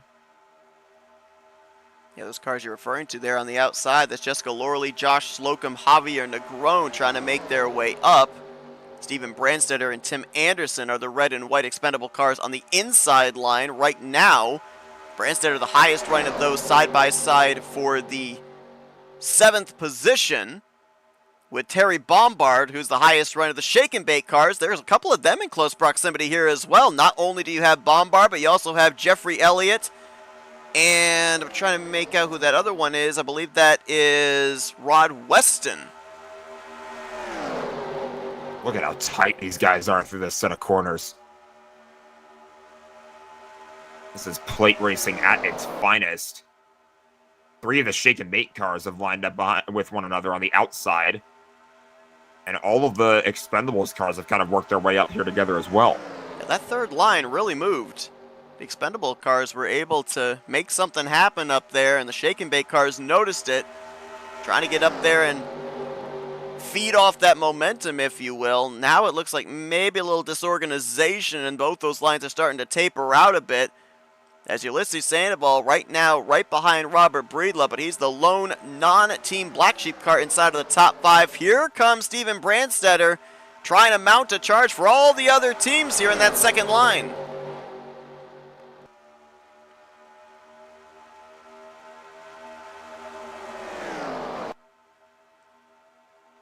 And I feel like this is what you got to do, right? With the fact that there are so many Team Black Sheep cars up here at the front. At this point in time, you kind of maybe have to rally the troops, even if they're not necessarily of your own team, to get up there, shuffle them to mid-pack rear of the field, because right now, they are in prime position to get a lot of points and easily take this team championship. I would say so, yeah. And I mean, the one thing that's kind of holding them back is the fact that Ulysses Sandoval is up here in P2. The Black Sheep cars might be fine to work with him because, yes, he's not a teammate, but if you keep him in line here and keep this top 5, or rather this lead pack in a good spot here, you're still going to get a ton of really good points for that team. So they kind of just have to help Ulysses while they have the chance, but other drivers might hope that maybe disrupts them a little bit. So far, we've ended up having 5 different drivers take checkered flags here tonight in the heat races. 4 of them are currently up inside of the top 10 is, oh my! Someone was up in the catch fence, and I think that was Rod Weston. Definitely a hard hit to the outside wall. I didn't see too much beyond that. Brad Otto for Team Wolfpack. Doug Hewlett all torn up. They nearly crashed again coming back to the yellow. Man, this race certainly... Obviously, I think a lot of drivers are happy that there are cautions in this finale because it has been definitely chaotic, to say the least, with some of these wrecks. Rod's trying to get that car back to pit road. I believe he's in neutral, so that engine might actually be gone. Doug Hewlett, a lot of damage on just about every side of that race car. That's bad news if you're Team Wrecking Ball, who came into this finale the overall points leaders. Brad Otto, who started this race from the pole position, caught up in this one as well. And let's take a look at exactly what happened. I'm pretty sure we're going to see the 503 of Rod Weston up and into the catch fence, because it looked like, from just the limited view I was able to see, like that car caught a lot of air. By the way, just to confirm, Rod Weston is now out of the race. Here's what happened with Hewlett. Oh, Ed Finley in the 80 slides up into him. Oh gosh. Wow, he just flung. Yeah, he just grabbed on. Hewlett just grabbed onto Rod Weston, threw him up into the catch fence there. And nowhere for Brad Otto in the 47 to be able to go. Like most of Team Wolfpack was back in the same vicinity here as well. Yeah, all 5 cars were all back together. Oh, Finley got loose going into the corner. You can see right there the back end of the car stepping out. Oh my. I'm still amazed that happened the way it did, that his car just got latched to the other one and it just flung Rod Weston up into the catch fence there. You alluded to Rod out of the race. Team Shake and Bake came into this one 3rd in the point standing, so they're going to lose one of their team members there with this wreck. Doug Hewlick is still sitting on pit road. They'll see if they can get him back out there to, if anything, log laps, maybe pick up a couple of more spots if we end up having more drivers out of the race before the conclusion. And Brad Otto there for Team Wolfpack. Team Wolfpack had managed to move their way up to 5th in points coming into this finale race, and depending on how much damage he's got, they may be down to only 4 drivers up to full song for this upcoming restart.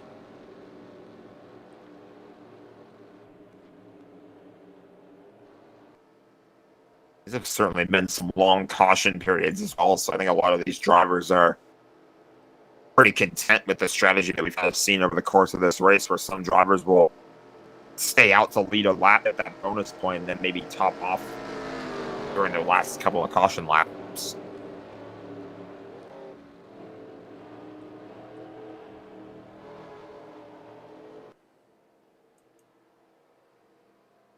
Jeffrey Elliott's going to make his way down pit road.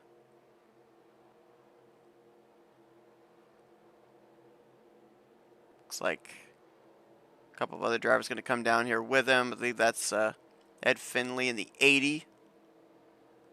One of the expendable cars back there too. I think that might be Jessica Loreley.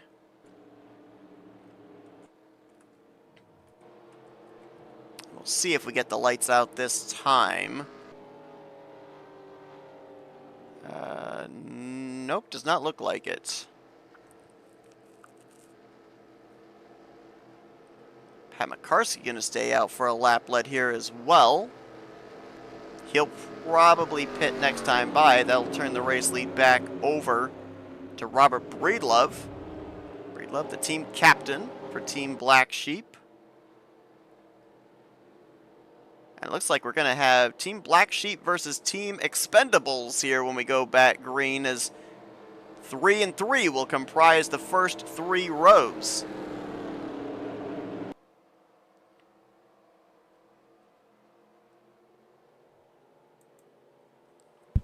And Finley is saying EOLL in chat, meaning end of longest line. Might have taken a penalty or something happened on that last caution.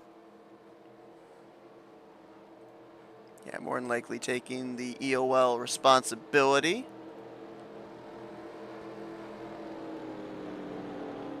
So he'll start at the rear of the field, which would be the 28th position. Only driver out of the race as of this point, Rod Weston for Team Shake and Bake.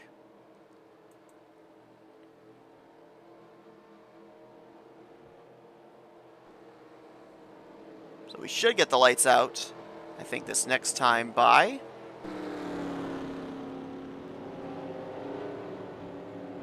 And get ready to turn them back loose.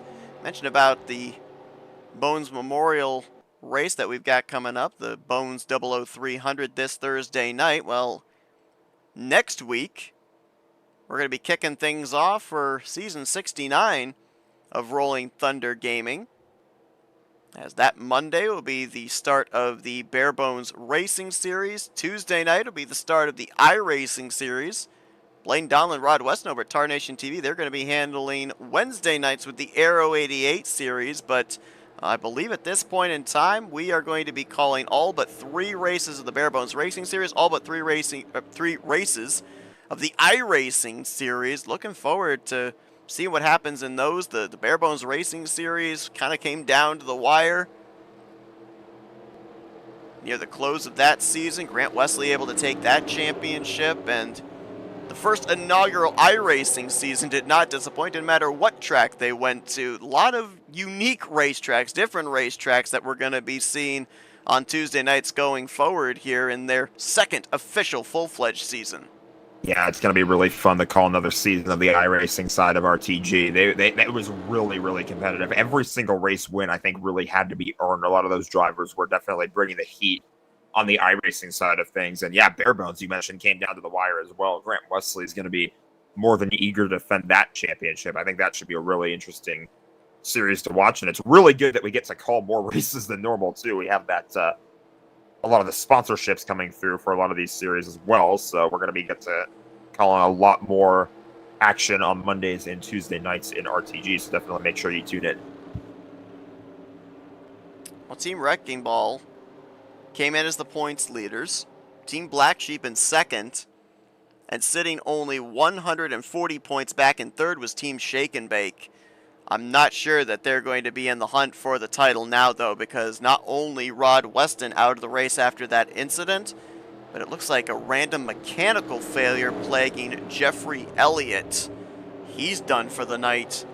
He will finish in the 28th position, so that leaves just 3 of Team Shake and Bake's representatives out there, and I don't know, maybe outside of a 1-2-3 finish, I'm not sure that they're going to be able to counter the next to last and last place finishes of their respective teammates to be able to take this overall title. While you were talking there, an interesting strategy call was just made. Every single member of Team Wrecking Ball just made their way on the pit road. I think they're trying to line up with one another is probably the core of that strategy, but yeah, they're going to try and do a back of the field to front of the field challenge as the lights have finally gone out on the pace car, so this will be one to go. So looking to top off, I don't think this would not get them to the finish of the race.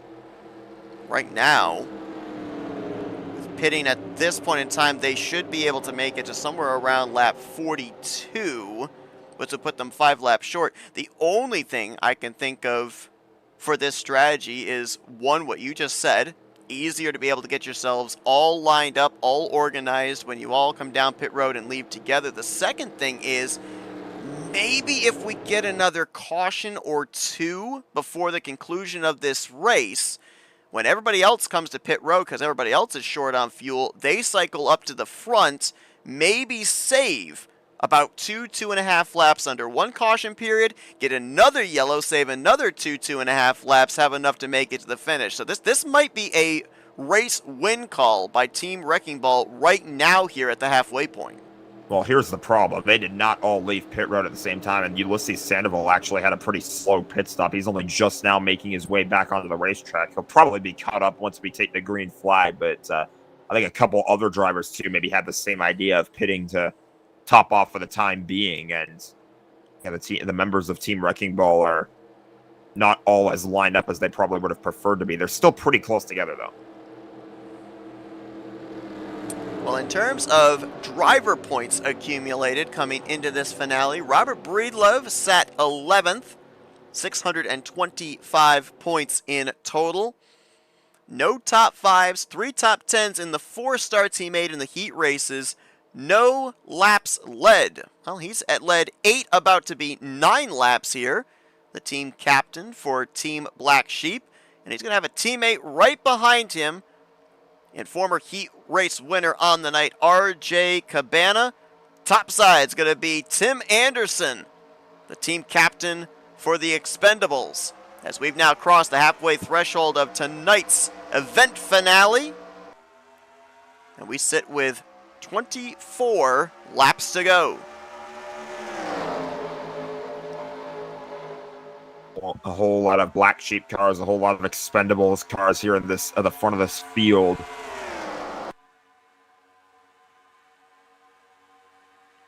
Sort of a bump from behind there from Cabana to Breedlove. That's kind of a scary thing, too. If you get a really good run, you don't want to bump your own teammate the wrong part of the racetrack and spin them out by accident. And I think that makes things interesting as far as that scenario, too. You bring up a great point, because a lot of people don't realize that in super speedway racing, to make your way forward, it's all about momentum. Even the slightest lift, the slightest breathe of the throttle can really affect things behind you, can affect the momentum of your respective line. And as you say, you want to be real careful of that teammate up ahead. If you don't give that bump as squarely as possible, you could very well not only hurt yourself, but all of your teammates and shuffle you out from the top positions. It'll hurt you in the driver's standings, it'll hurt you in the team standings. It's just not a mistake that you want to make. The top 3 Black Sheep Chevys got themselves clear, pulled down in front, of Tim Anderson, Josh Slocum, Javier Negron of the Expendables. You got Steven Brandstetter up there trying to find his way down with his teammates. And up on the outside line, looks like Wolfpack Racing trying to find something there. Trying to make out who that lead car is of that group. I believe that is Brian Lovell in the 44. He's got Adam Simonik, and then he's got a bunch of Team Wrecking Ball cars there behind him. As look at that block by, I think that was RJ Cabana. That Oh, man. is going to really split everybody up. Look at the slicing and dicing now up here from the front of the field all the way through. This is crazy stuff.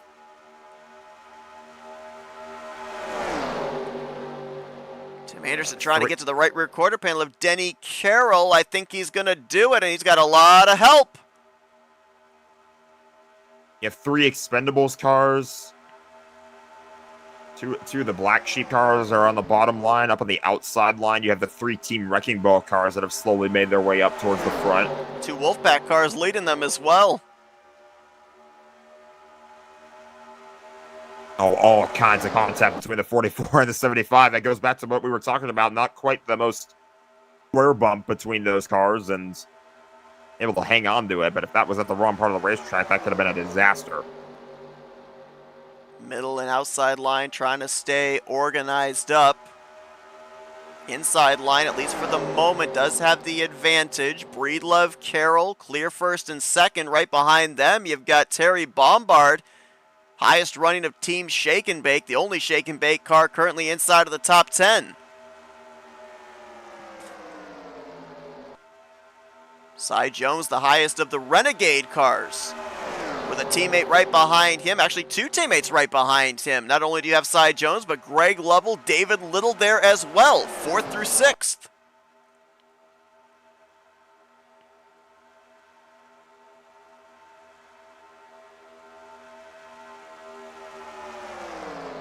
I'm really liking how consistent the 41 has been over the course of the day. And again, he's in a position right now where he has a teammate in the lead, and he's just able to sit there and play defense in P2.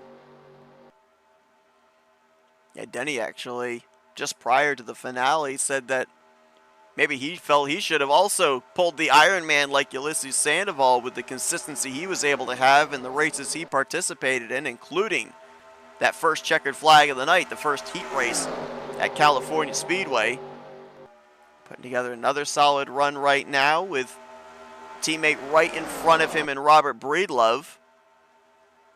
That 3 wide that we had momentarily, it has evaporated now to double wide around the 5th position. That is Ulysses Sandoval for Team Wrecking Ball, leading 3 of the Expendables cars. Tim Anderson, Josh Slocum, and Javier Negron. Going back to what you were talking about, what Denny was saying too, I feel like that might actually be a pretty big reason as to why Team Wrecking Ball is leading the standings going into the finale, is the fact that Ulysses managed to run all 6 of the heat races too. So he got all those points that he was picking up for his team. Not every team necessarily had that over the course of the heat races.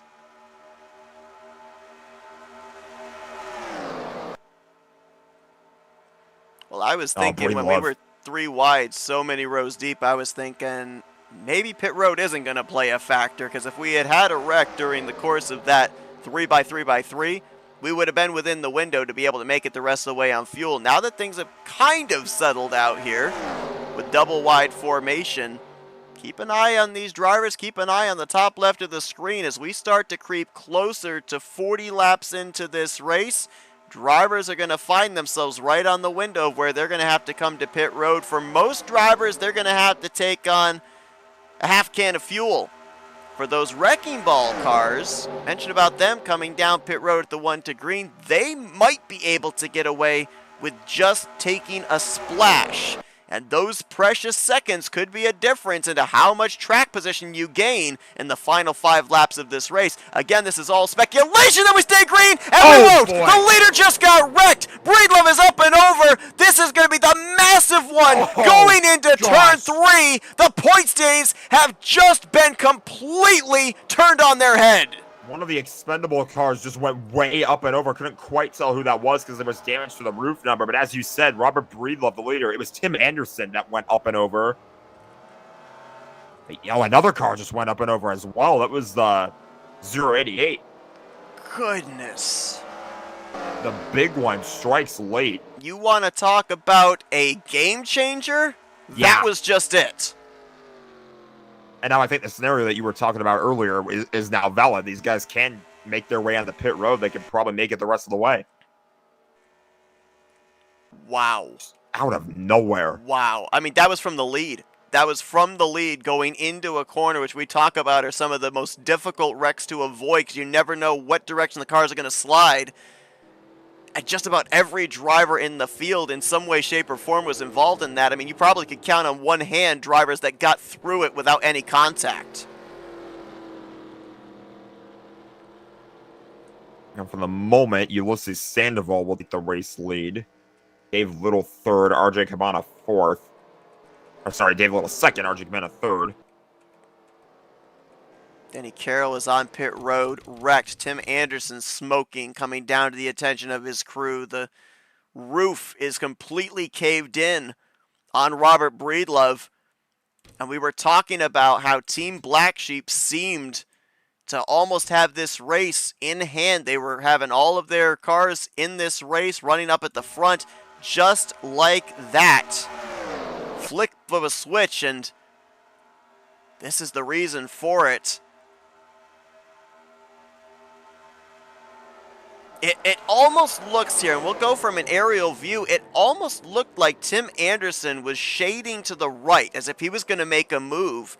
And it looked like the reactionary move up by Robert Breedlove might have bumper grabbed him off the front of the 33. I was going to say, that was a violent turn in the front of the field. That had to have been bumper grab. We'll take, as you said, we'll take a look from an aerial angle. But yeah, that definitely felt like bumper grab was at play there. There was just such a hard turn to the right.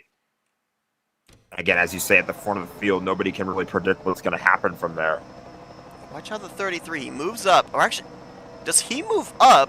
Or does Breedlove move down and maybe the thoughts of blocking the inside line change his mind and the 33 was getting the push from behind and was already there to his right rear quarter panel? Let's look again, because I'm not 100% certain that the 33 moved. I think the 931 moved down and then moved back up. Let's watch again. Watch the 33. Not moving. No, he really doesn't move. No, not really. And they were chain bumping there from Negron to Slocum to Anderson. By the time that chain bump gets up to Anderson and Breedlove makes the move up, the 33 is already getting launched forward. Yeah. And again, he's not necessarily... He looked for a second like he was thinking about making a move to the low side. But again, as you said, he's just getting that push forward from the chain bump happening behind him. So We saw Breedlove go up in the air. We saw from the aerial view. Watch this ride for Tim Anderson.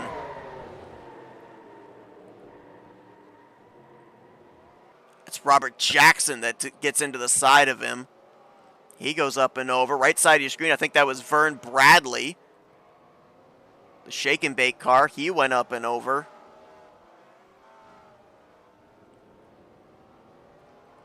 I was wrong about Level. I thought I saw him go up and over, but that might have just been a different car going over and landing. No, next I think to you were him. right. I think it was after the wreck actually occurred. I saw him he? almost half flip. I don't know if it was contact or if he almost grip flipped, but I did notice that as well. So you were correct in that. Okay. I'm not crazy. Well, you get the idea.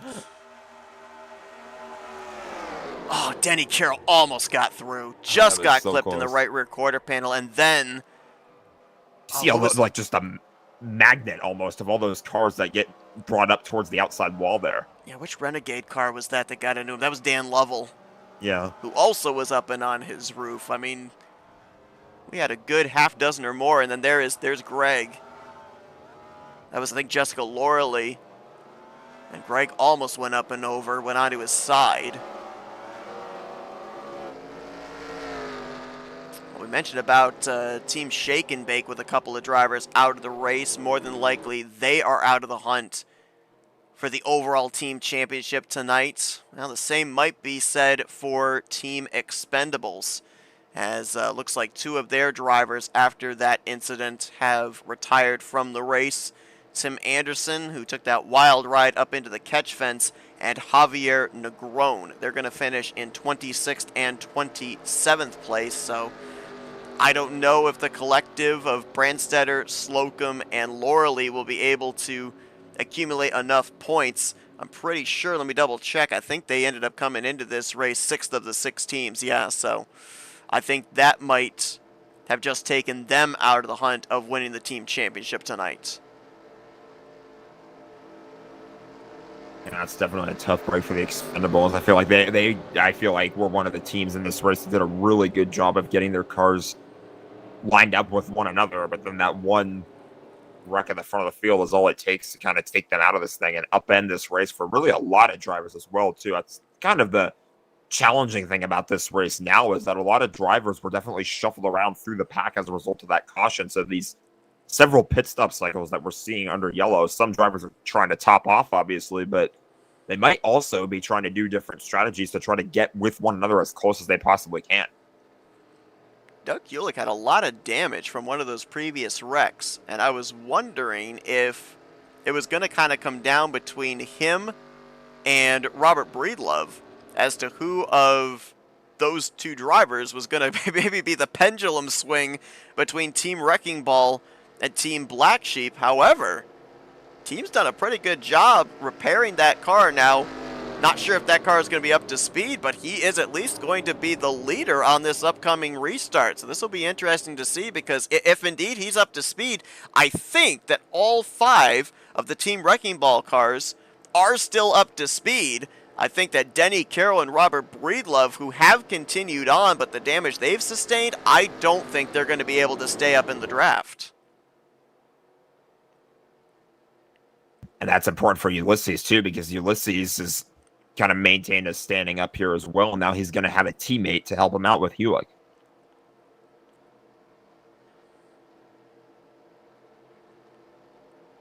So waiting for scoring to update here. But it looks like Team Wrecking Ball, they will line up on the front row. The lights are out, so I'm not sure why Ulysses is still on the inside line. There he is, now going up to the top. Take him a second to get the message. Then you've got Renegades David Little in 3rd. Stephen Brandstetter for the Expendables is going to be in 4th. Robert Jackson for Wolfpack Racing, he's going to be 5th position, with Josh Slocum in 6th. He'll be nose to tail with his Expendables teammate Stephen Brandstetter. Then it's Shake and Bake's Terry Bombard. Oh wait, is Hewlick coming to pit road? He might be. Okay. Hewlick is pitting. Maybe he will not be up to speed and doesn't want to be in the way. Maybe. That could be exactly the thing. Maybe he wanted to stay out, get the bonus point, and then realizing the lights went out, decided, you know, I'm going to come to pit lane, not be in the way of these drivers. Somebody's coming up here on the outside line. I'm not sure who exactly. That's Ed Finley. I'm not sure what he was doing.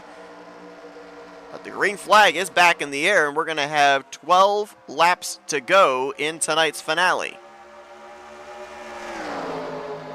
Ed was in the chat again typing EOLL, so I almost wonder if maybe he was trying to get to the back of the field, although I'm not totally sure why that's happening forward, now. So.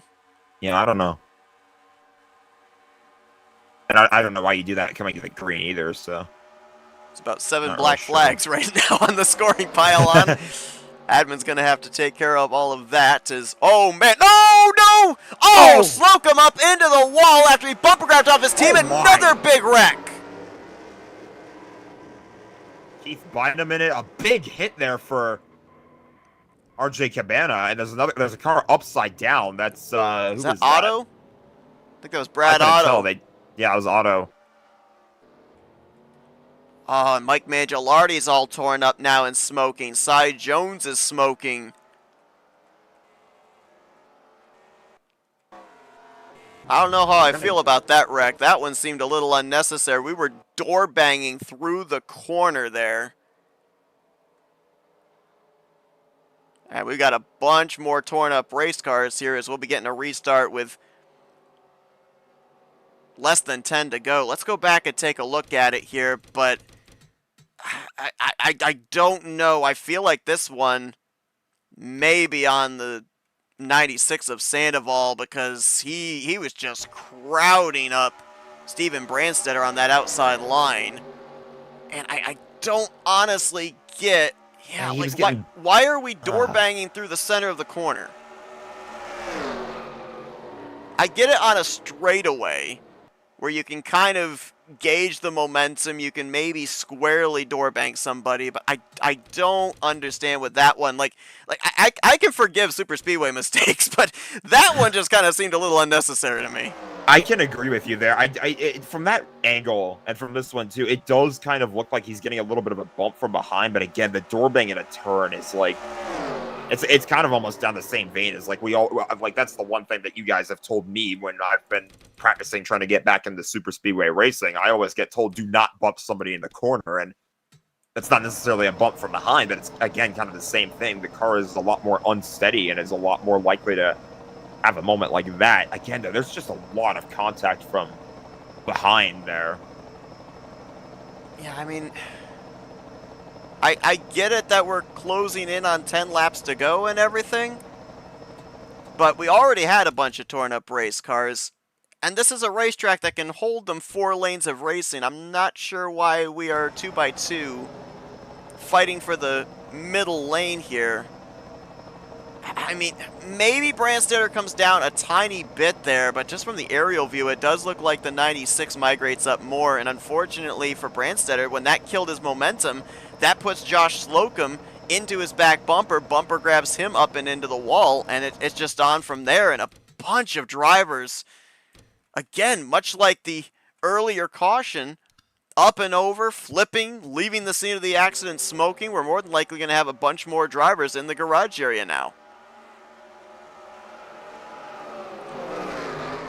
That's going to affect the standings even further now because there were some cars that were from Black Sheep that were involved in that one. I mean, obviously at least 3 every of team them had something, but yeah, a lot. That's a big hit for them. That's a big hit for the Wolfpack as well.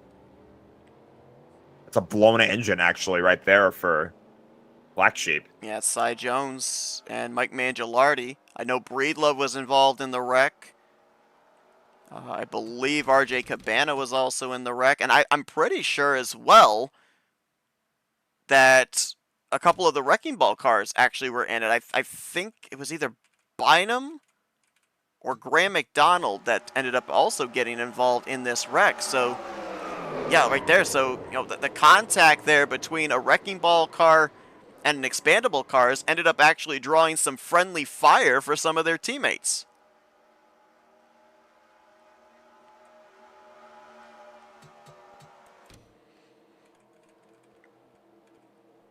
Well, it will be interesting.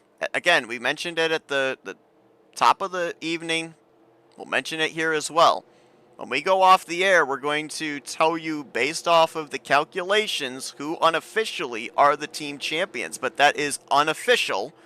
They will go back. They will review all the incidents during the course of those 6 heat races, this main event here at Primetime Super Speedway. And there could end up being a difference. I can't tell you the number of mega team races that I've called in the past where, you know, we've said this is the team that is taking the championship. And after all the reviewing was done, that team ended up finding themselves 2nd or 3rd when the final results were done. And a different team ended up being crowned the champion. So, you know, based off of that one there, I don't know if that would end up getting put on the 96 or on the 510, but you would have to think if that's called on one or the other, with them running right now in 1st and 3rd position, that'd be an EOL for one of those drivers, and that's positions and points for their teams that are gone just like that with very few laps to be able to make that ground back up. Yeah, it's all going to have to be determined here by the admin team. I'm sure they're probably going to be having some discussions about it immediately after the checkered flag. Again, that's just kind of how this whole thing goes. I mean, we have a picture of the unofficial standings, but at the end of the day, those post-race penalties are certainly going to play a factor into this one as well.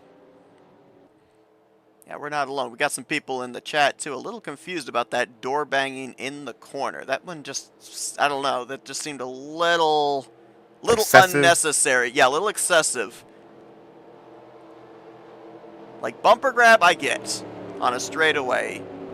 You know, even an errant bump into a corner when there's chain bumping. You know, there's all those different facets, but one thing I don't get is door banging in the corner where you know the cars are at their most vulnerable, but... Absolutely. Yeah, And well, again, obviously- there was a slight bump from behind, too, that could have played a factor in that. But again, they're just getting so close to one another there in the corner regardless. I don't really think you need to be doing that, especially, like you said, that's where the cars are most vulnerable. That's where they're more likely to spin around and have those scenarios where a car goes around. You don't know which way it's going to go, and multiple cars are going to get caught up, and they were just kind of minding their own business, trying to stay out of trouble. Well, Expandables is definitely now not going to be in the hunt for this team championship. They had already lost 2 members in Tim Anderson and Javier Negron. Josh Slocum, who took that big head-on hit into the outside wall there in turn 3, has also retired for the race. So you see the red and white 510 of Steven Brandstetter up here. I think he knows the situation. Now he's just trying to see if maybe he can end out the night with a checkered flag or something. He'll work with whoever he's able to, I think. It's like that scenario where the regulars, or you're at the end of the regular season, maybe the end of the season as a whole, you know you can't win the championship. You might as well go all out to try to get a checkered flag. So keep an eye on that 510. As you said, no real teammates at this point. He's going to work with who he's got. We've got the lights out on the pace car. We're going to get the green flag here with 7 laps to go. Let's remind everybody as well that there is the possibility that this race could end under yellow. Point of no return basically would be around the completion of lap 43. Caution comes out after that point. More than likely the race would end under caution flag conditions. We've so far here in this main event been under the yellow flag 5 times. As a matter of fact, I do believe that half the laps we have run so far here in this main event have been run under caution. We weren't without incidents in the heat races, the 6 heat races leading up, but there were no cautions in those sprints. So I guess they're making up for it here in the main event. I'm not sure, but it's definitely staggered as far as teammates being able to work with each other, because you got Wrecking Ball with Ulysses Sandoval on the inside. You've got Renegade on the top side with David Little. You've got Expandables with Brandstetter in third. Shake and Bake on his outside with Terry Bombard. Then Renegade with Dan Lovell. Wrecking Ball with Garland Oakes. Black Sheep with Denny Carroll. Wolfpack with Adam Simonik. Wrecking Ball with Keith Bynum. And Black Sheep with Randy Watt. Nobody is lined up nose to tail with a teammate inside the top 10. A lot of these people are just going to, again, your friends are where you're fine at this point. You're going to have to work with who you got for the time being, unless some drivers might want to drop back, work with their teammates. But here we go. Green flag is out. 6 to go, I believe, this time by. And we had just gotten up to full song. Whoa, David Little, great launch there on that restart, able to clear for the top position. We had just been on the restart lap when that contact was made over into turn 3, so we don't know the full story of who's up to full song from the previous wreck, let alone the wreck we just had. Now we're starting to see a bunch of drivers fall off here off of turn number 2. It'll be interesting to see how many drivers we have left. Now there's more trouble. That's Randy Watt just got sent down to the inside, and I don't think that's going to bring out a caution. No, we're still ground. Never mind, caution's out. Oh, yeah, we got more wrecking over here into turn 3. Brad Otto, who might have been clipped by Randy Wall when he came back up the racetrack, and now another of the Team Black Sheep Chevrolets is smoking. I don't think this caution is going to end the race, as David Little leads them back to the yellow. But when we go back green, it will certainly be our final restart of the night. Yeah, I was going to say, we've had some pretty long caution cycles here tonight, so more than likely whatever happens here, we're probably going to get maybe 3 laps max to go here. I don't even think we're going to get that. We might, there's a realistic chance we get a 1 to go shootout here. Could very well. Randy was one of the few. I think he and Denny Carroll were like the only 2 Team Black Sheep cars that were still up in this lead pack, still up to speed. And oh, it's like one of the Wrecking Ball cars bumper grabbed one of the Wolfpack cars down into Randy. Oh, golly. Nowhere for physics Brad Otto there. to go. That's that unfortunate scenario there for Randy Waugh is you find yourself backing up to try to get the car back in the right direction, but that's the big risk you take. You don't know who's behind you. You don't know who's making that move, and yeah, it's just I've been in that situation. It's not fun to be stuck there.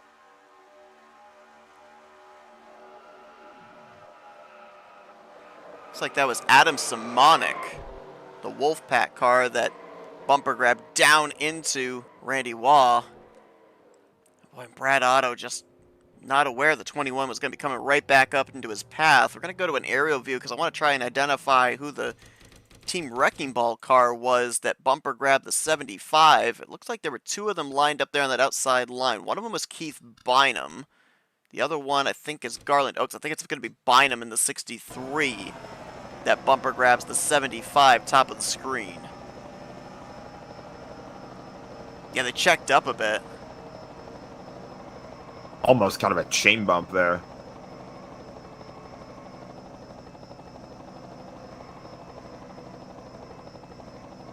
Oh, that hit right there is taking Brad Otto out of this race. He's the first of the Wolfpack Racing crew that will suffer a DNF here in this main event.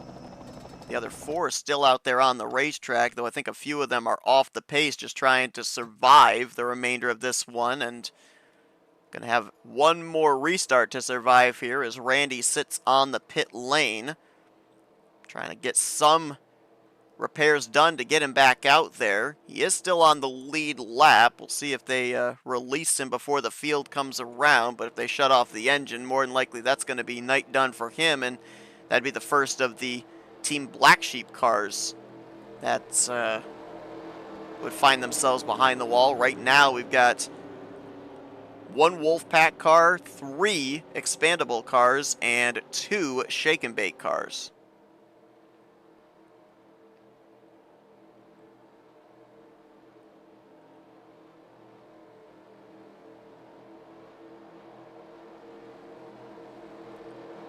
As you mentioned, it's going to be interesting to see just how many laps we're going to have here. At the most, I think we're going to get a green-white checkered. Because we fortunately don't have any lap cars on the racetrack, so that's added good. Lap would not be there.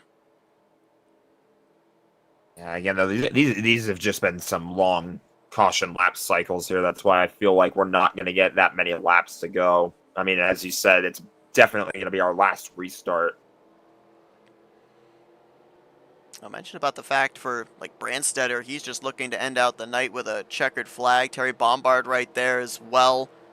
Does not look like Team Expendables or Team Shake and Bake are going to take this team championship, but they still want to end out the night with a victory. Right now, your front row, comprised of 2 drivers that have formerly gone to victory lane tonight. Ulysses Sandoval sweeping the heat races at Homestead, Miami. David Little taking the first heat race at Freedom Motorsports Park. Got another of our former winners back there in Garland Oaks. He ended up taking the second Freedom Motorsports Park heat race. He's going to restart in the 5th position. Denny Carroll, who started out the night with the victory in the first heat race at California, he's going to be 9th on the restart. And then the other former winner, let's see, where is Cabana? Cabana is 16th for this upcoming restart.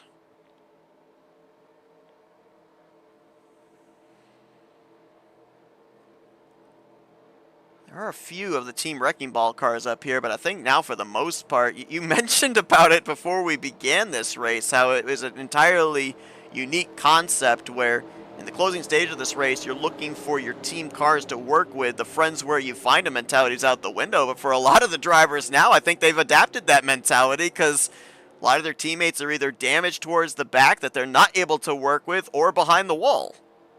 Yeah, I mean, I feel like the team that has the best chance from what we can see right now of working with one another is Team Wrecking Ball. They definitely have the most cars up in front of this lead portion of the field, but as you said, nobody else really has too many teammates to work with that are close enough to them, so yeah, friends are where you find them. That has to be the mentality. It feels like that kind of always is the mentality at a track like this, but even more so with the circumstances of this race. Right now for Ulysses, his closest teammate Garland Oaks in 5th. For David Little, his closest teammate would be Dan Lovell, who is the 4th car on that inside line, going to restart in 7th position. Got a couple of shake and bake cars up here. Terry Bombard, a couple cars behind him, Pat McCarskey. Then I think about 3 cars behind him, you still also have Vern Bradley. So they could all still find each other here, maybe organize a 3rd lane in the closing stages, as all 3 of them are on the outside line. And there you see, the lights are out. So we are going to get a green, white, checkered. Next flag's going to end the race, though. If they manage to come around, take the white flag, we're going to race back to the checkers. If the caution comes out between the green flag for the restart and the receiving of the white flag, race will end under caution. We usually always give this disclaimer. We're going to stay with the leaders if that scenario happens. Watch the battle back to whether it be the white flag or the checkered flag. Any incidents that take place during the course of that race back to the finish will be looked at post-race.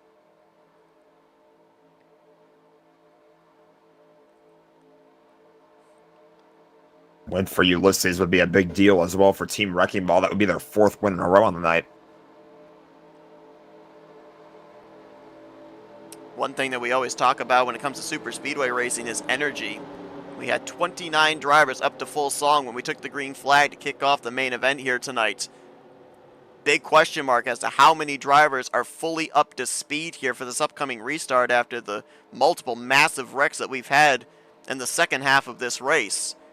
Those drivers mid-pack here, 8th on back, can be very difficult for them to be able to organize any type of energy, organize maybe a 3rd line up there to make forward progress in the closing stages. We'll see if they can do it here, as David Little, who was on it on the last restart, was able to swing around the outside of Ulysses Sandoval to be the control car here. Can he get himself another solid launch and pick up his 2nd victory of the night, a heat victory and a main event victory here at Primetime?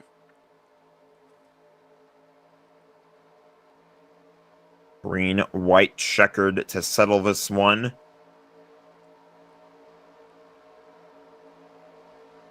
Side by side, coming to take the green. Here we go.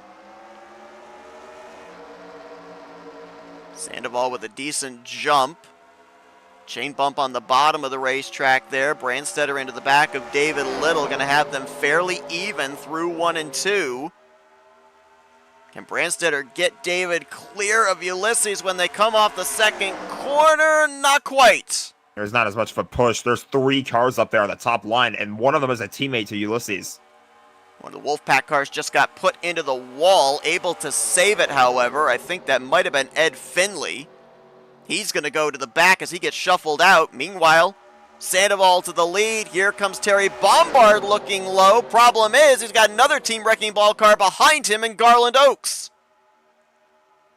4 wide to the trial. Well, that's not going to work. Bynum into McCarskey. Caution out. Race over. Sandoval will cross the line with the victory. His 3rd on the night.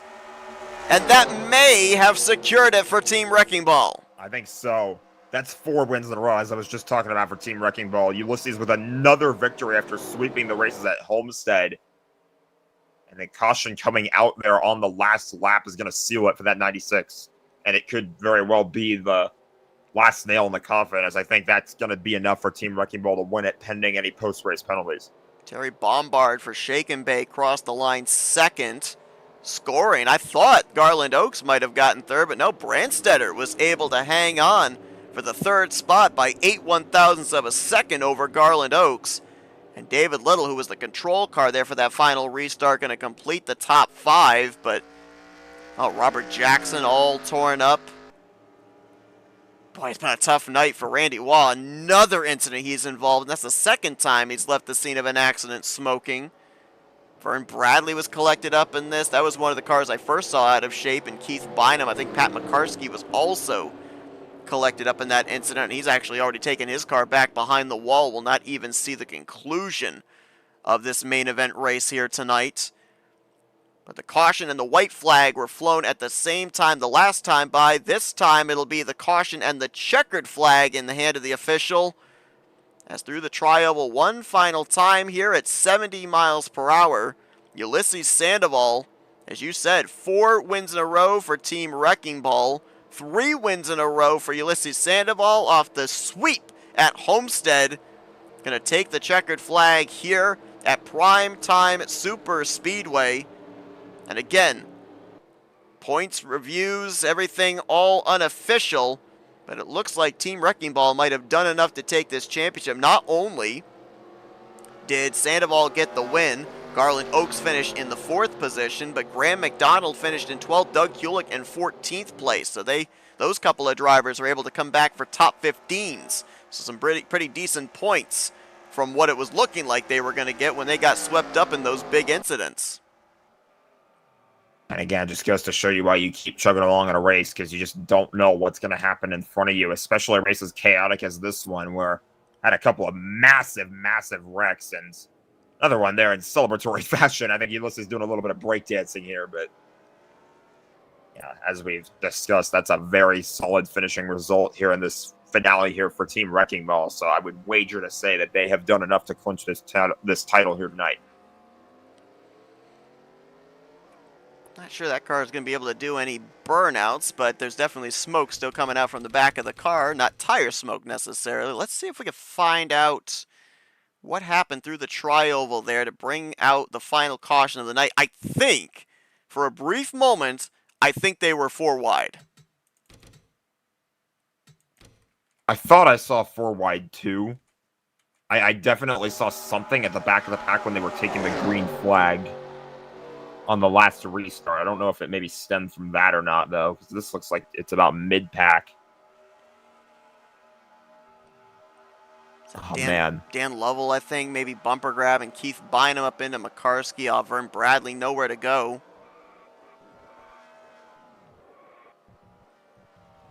Oh, and there's where Randy gets involved along with, I think that was Robert Jackson. I mean, at that point, you're racing back to the caution, right? It's just full throttle. Hope you get back there before those other drivers slide across the line. I mean, that's the thing, that you got to do that, but then you also have to make sure you make it back to the checkered as well. True. So, just tough for Randy Waugh. You don't really know what to do in that situation. Both he and Robert Jackson both tried to kind of shoot the middle there between those 2 wrecking cars, neither one getting through unscathed. I think they both did manage to cross the start-finish line, though. Randy in 17th, Robert in 22nd. But a lot of banged-up race cars here at the conclusion of this one, including the race winner, Ulysses Sandoval, who indeed was not able to make it back to the start-finish line after we saw him up and over, smoking, leaving the scene in typical Team Wrecking Ball fashion. But this is the way that they're all going to cross the start-finish line here tonight in this finale.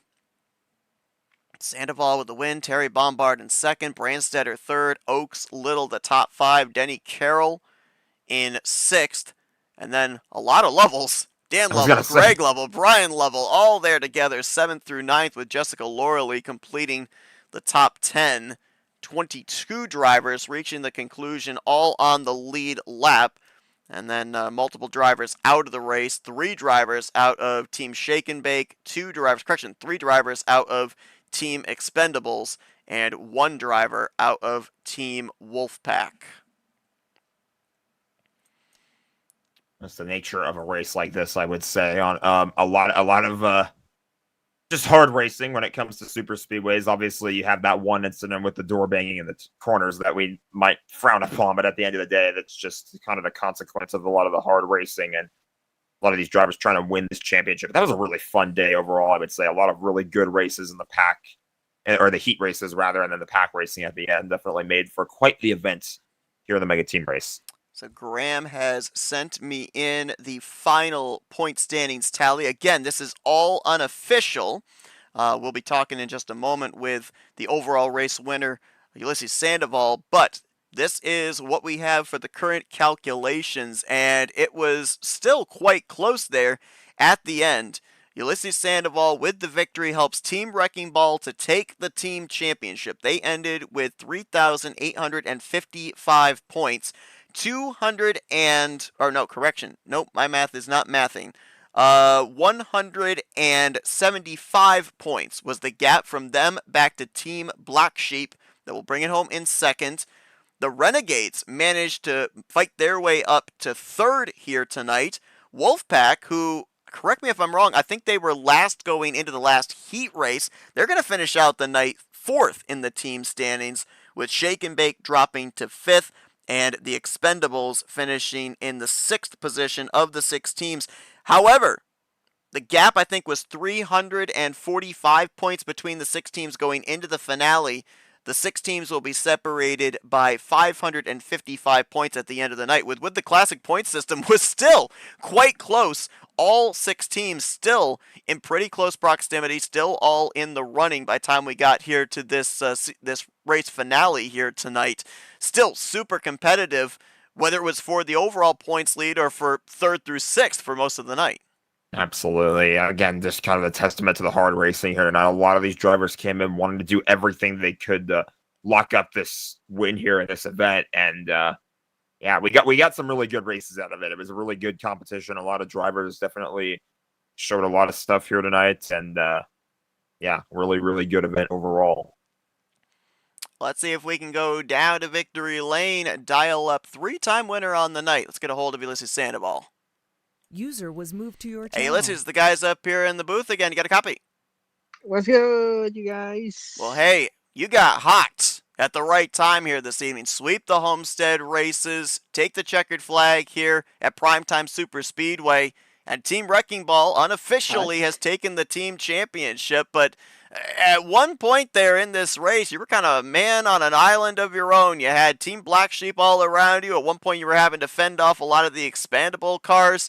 Not really a whole lot of teammates to be able to work with. How difficult was it to kind of be a one-man show trying to keep everybody else in the rearview mirror, or at least try to maybe break them all up? Man,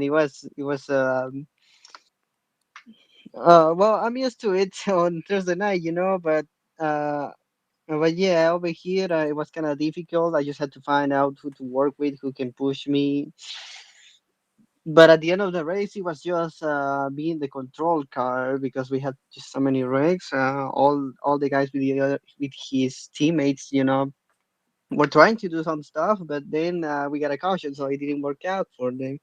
That was pretty much it of the strategy. It's always make sure you are at the front, make sure you are the first guy. When the caution comes out. Now, one thing that we did kind of observe here is obviously the points are unofficial. All of the penalties potentially here could make some recalculations and everything. One of the incidents that kind of stood out to us in this race involved you, where you and I believe it was the 510 were door banging through the center of the corner. Not exactly sure where the penalty is going to fall in terms of that incident, but what was your point of view from that, and do you think that potentially that made it get called on you and maybe make this battle for the championship a little bit closer? Well, besides this one, I had a couple wrecks early in the other sprints. I think we're gonna get hit by a few penalties there. I'm pretty sure, or at least Jessica let me know of that after she screamed at me. But yeah, on this wreck we have right here, I mean, I'm just gonna uh, I'm just gonna argue that I'm in the middle lane, and you got those white lanes that indicate whose group is who. When there's people on the bottom lane, I don't go past that middle line very often. I'm not such a pincher. I mean, there was just no place for the both of us, and if you're in the outside lane, just stay there. Yeah, you thread the needle too much in there, and not only that, but also the restarts, the last two restarts. I also play by the same card as the guy next to me. He jumped the restarts and get ahead of me. I'm doing the same. Mm, I'm just gonna stand up for myself and say, this is not gonna be on me. Come on now. We have been through this before. They have said that Keep your lane, don't pinch. We have said it on PRLA, that pinching is a thing, and doing it is gonna cause you a break. Well, unusual Yeah. situation as opposed to the heat races where only 3 representatives from your teams were in those races. You had all 5 representatives in this one, and it made things interesting, especially with the random qualifying draw and everything as well. Obviously, I'm sure yourselves at Team Wrecking Ball, as well as all the other teams, had some kind of a game plan on how they were all going to find themselves organized at certain portions of the field. I think that Jack observed at one point that you and all the rest of the Team Wrecking Ball drivers all came down pit road at the 1 to green, so that you could all find yourselves lined up. But after we ended up having these multiple wrecks, how much did the strategy keep changing for the team during the course of the night? Well, at the beginning, it was simple, the Cody strategy. That's how I call it. The Cody strategy is just being in the back, let everybody wreck themselves. But unfortunately, the wrecks happened in the back with us in there. Some of my teammates got caught in it, so I took a gamble. The gamble. I stayed out, and I had less fuel than anybody else, but we had another caution, and I could catch back up. That's my strategy, and we definitely had to improvise because at one point I had to top off already and start in the back again, and the same thing with my teammates. The only difference is that being taking the gamble or just be at I was at the right spot because even Garland was behind me. He almost made podium with me, but he and Keith, so it it was all about improvising. I don't even remember what plan we had before, all these cautions we have. I think it was just ride around and do the green flag stops. That didn't end up happening. So the strategy was just keep it up front. That was the same strategy on the sprints. If you are if you're gonna start the race in the top five, do your best. Burn some tires just to take the lead and secure clean air. Same thing with here. Well, clean air wasn't a thing, but we were safe in case there's a caution. Well, able to bring it home with back-to-back-to-back victories to close out the night, taking the final 2 heats, the overall main event here tonight as well, and currently have Team Wrecking Ball sitting as the Mega Team Champions. Congratulations on an incredible run here in the close of the evening. We'll let you get back to your celebrating here in a moment. But first, Ulysses, floor is yours for thank you, sponsors, and shoutouts. Man, a year ago and even 3 years ago when we had the first mega team races, I was just a newbie raking in the back, just not being in contention. And looking now how things have changed. Last mega team race we had a year ago, I was nothing. Was just a mid pack rider. And look at that now. It helped that Alex Mo wasn't here, but overall it was a pretty successful night. Finally, I'm getting my very first win with the new Mosa R3 wheelbase and CS Pro wheel. Because last win I had it with Sean Dodson's steering wheel. He told me now I'm with the new equipment, and finally after what a month now, I got my first win with this wheel. So big shout out to Sean Dodson, the guy who helped me start with this. Now I'm going all for it with the Team Racing Rigs. Team Wrecking Ball over here, not only the 4 teammates that I had tonight, but my teammates overall, Mike Majority, Pat McCarskey, Lil Jess, and Javier, all over here, friends that you like to like racing with. Um, and yeah, I'll see you guys next time then. Well, that's Ulysses Sandoval, parked in Victory Lane here tonight in the finale, the main event of the mega team race here for Primetime Racing League. Congratulations on the victory here tonight. 3 checkered flags on the evening, and go enjoy this win. Thank you guys. See you later then. User was moved out of your So channel. Ulysses Sandoval in Victory Lane here tonight after quite chaotic final race of the evening. And it's interesting too, because we have to bear in mind, again, the dust is settled on the racing. Obviously, we have to wait for the fallout of the incidents that not only occurred here in this race, but also those heat races as well. I mean, unfortunately for us on the broadcast site, since these were heat races that had no cautions, we didn't have the benefit like we did here in the main event of going back, looking at the incidents and everything, who was involved, who was the cause, all that stuff. That's going to be for administration to go back and look at when you kind of consider the fact that there more than likely will be penalties handed out across those 6 heat races and this main event.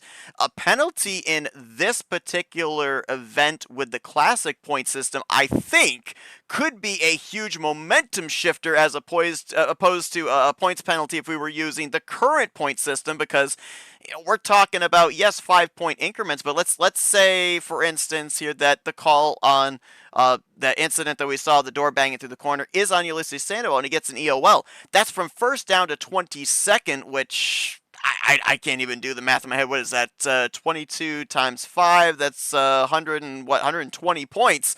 We're talking about from 200 points to 180 points there for Ulysses. That's a huge point swing. Yeah, it is, and it might be enough to completely change this championship. So it's ultimately going to lay on what the admins decide, and what they're going to decide happens through over the course of these heat races as well. Again, that we don't have the luxury of going back looking at the replays for. So yeah, there's definitely going to be a really busy night in the admin room. They're going to be reviewing a lot of different footage, a lot of different decisions that were made on the track as well. So we're talking. We have to make it very clear. Everything is unofficial right now in terms of the point standings. And I mean, Team Wrecking Ball, they certainly did a heck of a job. They were at last at one point in the standings earlier tonight. They made a nice comeback to finish the night unofficially on top, but we'll have to wait and see what the admin's decisions are. The thing that I like too is, you never absolutely knew who the favorite was going to be. Obviously in the beginning stages with back-to-back victories, Team Black Sheep was looking like the team to beat. But I love how the pendulum kept swinging back and forth. You mentioned about Team Wrecking Ball was last at one point there. Going into this main event, Team Wrecking Ball was the team to beat. But then when we ended up having a wreck here, a wreck there with Wrecking Ball drivers or Black Sheep drivers, and then you would have the Wolfpack cars up at the front and a bunch of the expendable cars up there at the front. It was always a question of, has the point stand shifted? Do we have a new points leader here according to the live points? Have we had the top of the heap and Team Wrecking Ball get moved down to second place? It always was constantly changing every single time that we had these decisive big wrecks with a lot of the drivers that we had seen in the previous 6 heat races really be able to find the consistency. Consistency is a lot easier maybe at the tracks that we were at for those heat races than when you're coming to an unpredictable super speedway. Absolutely. Consistency is especially everything too when you're having an event like this where you're running 6 heat races in one day in a team race setting, followed by the big finale at a track that basically runs exactly like Talladega. So yeah, I mean, it's really going to come down to who was the most consistent, I feel like, regardless of what penalties were handed out. If you were able to maintain consistent enough finishes as a team, it should still be enough to get you the best finish it possibly could have. Well, an incredible night here at Primetime Racing League. The mega team event is in the books, and unofficially, as we said, it is Team Wrecking Ball taking the overall team championship. 4 checkered flags on the night, including the final 3 heat races and the main event. Congratulations to them. What a wild night here this evening. 6 heat races, a main event at Primetime Super Speedway. We appreciate Primetime for bringing us on board to bring you coverage of all of tonight's festivities. But for Jack Mitchell, I'm Seth Cole. Thanks for sticking it out with us, folks. Hope you guys enjoyed our broadcast here tonight. As we mentioned, we've got some big events coming up here during the course of the week on FRN, including Thursday night, the 2nd annual Bones 00300. We'll have the qualifying races and the main event right here for you on FRN, so be sure to join us for that one. Kyle Matthews is going to be joining us in the booth on commentary as well. But until we see you guys next, enjoy the rest of your Sunday night, folks, as you've been watching another broadcast courtesy of FRN, the Flatout Racing Network. This broadcast is the copyrighted work of Flatout Racing Network and may not be rebroadcast, retranslated, or used in any form without the express written consent of Flatout Racing Network and iRacing.com Motorsports Simulations. Flatout Racing Network would like to thank you for your support, and we hope you enjoyed tonight's broadcast.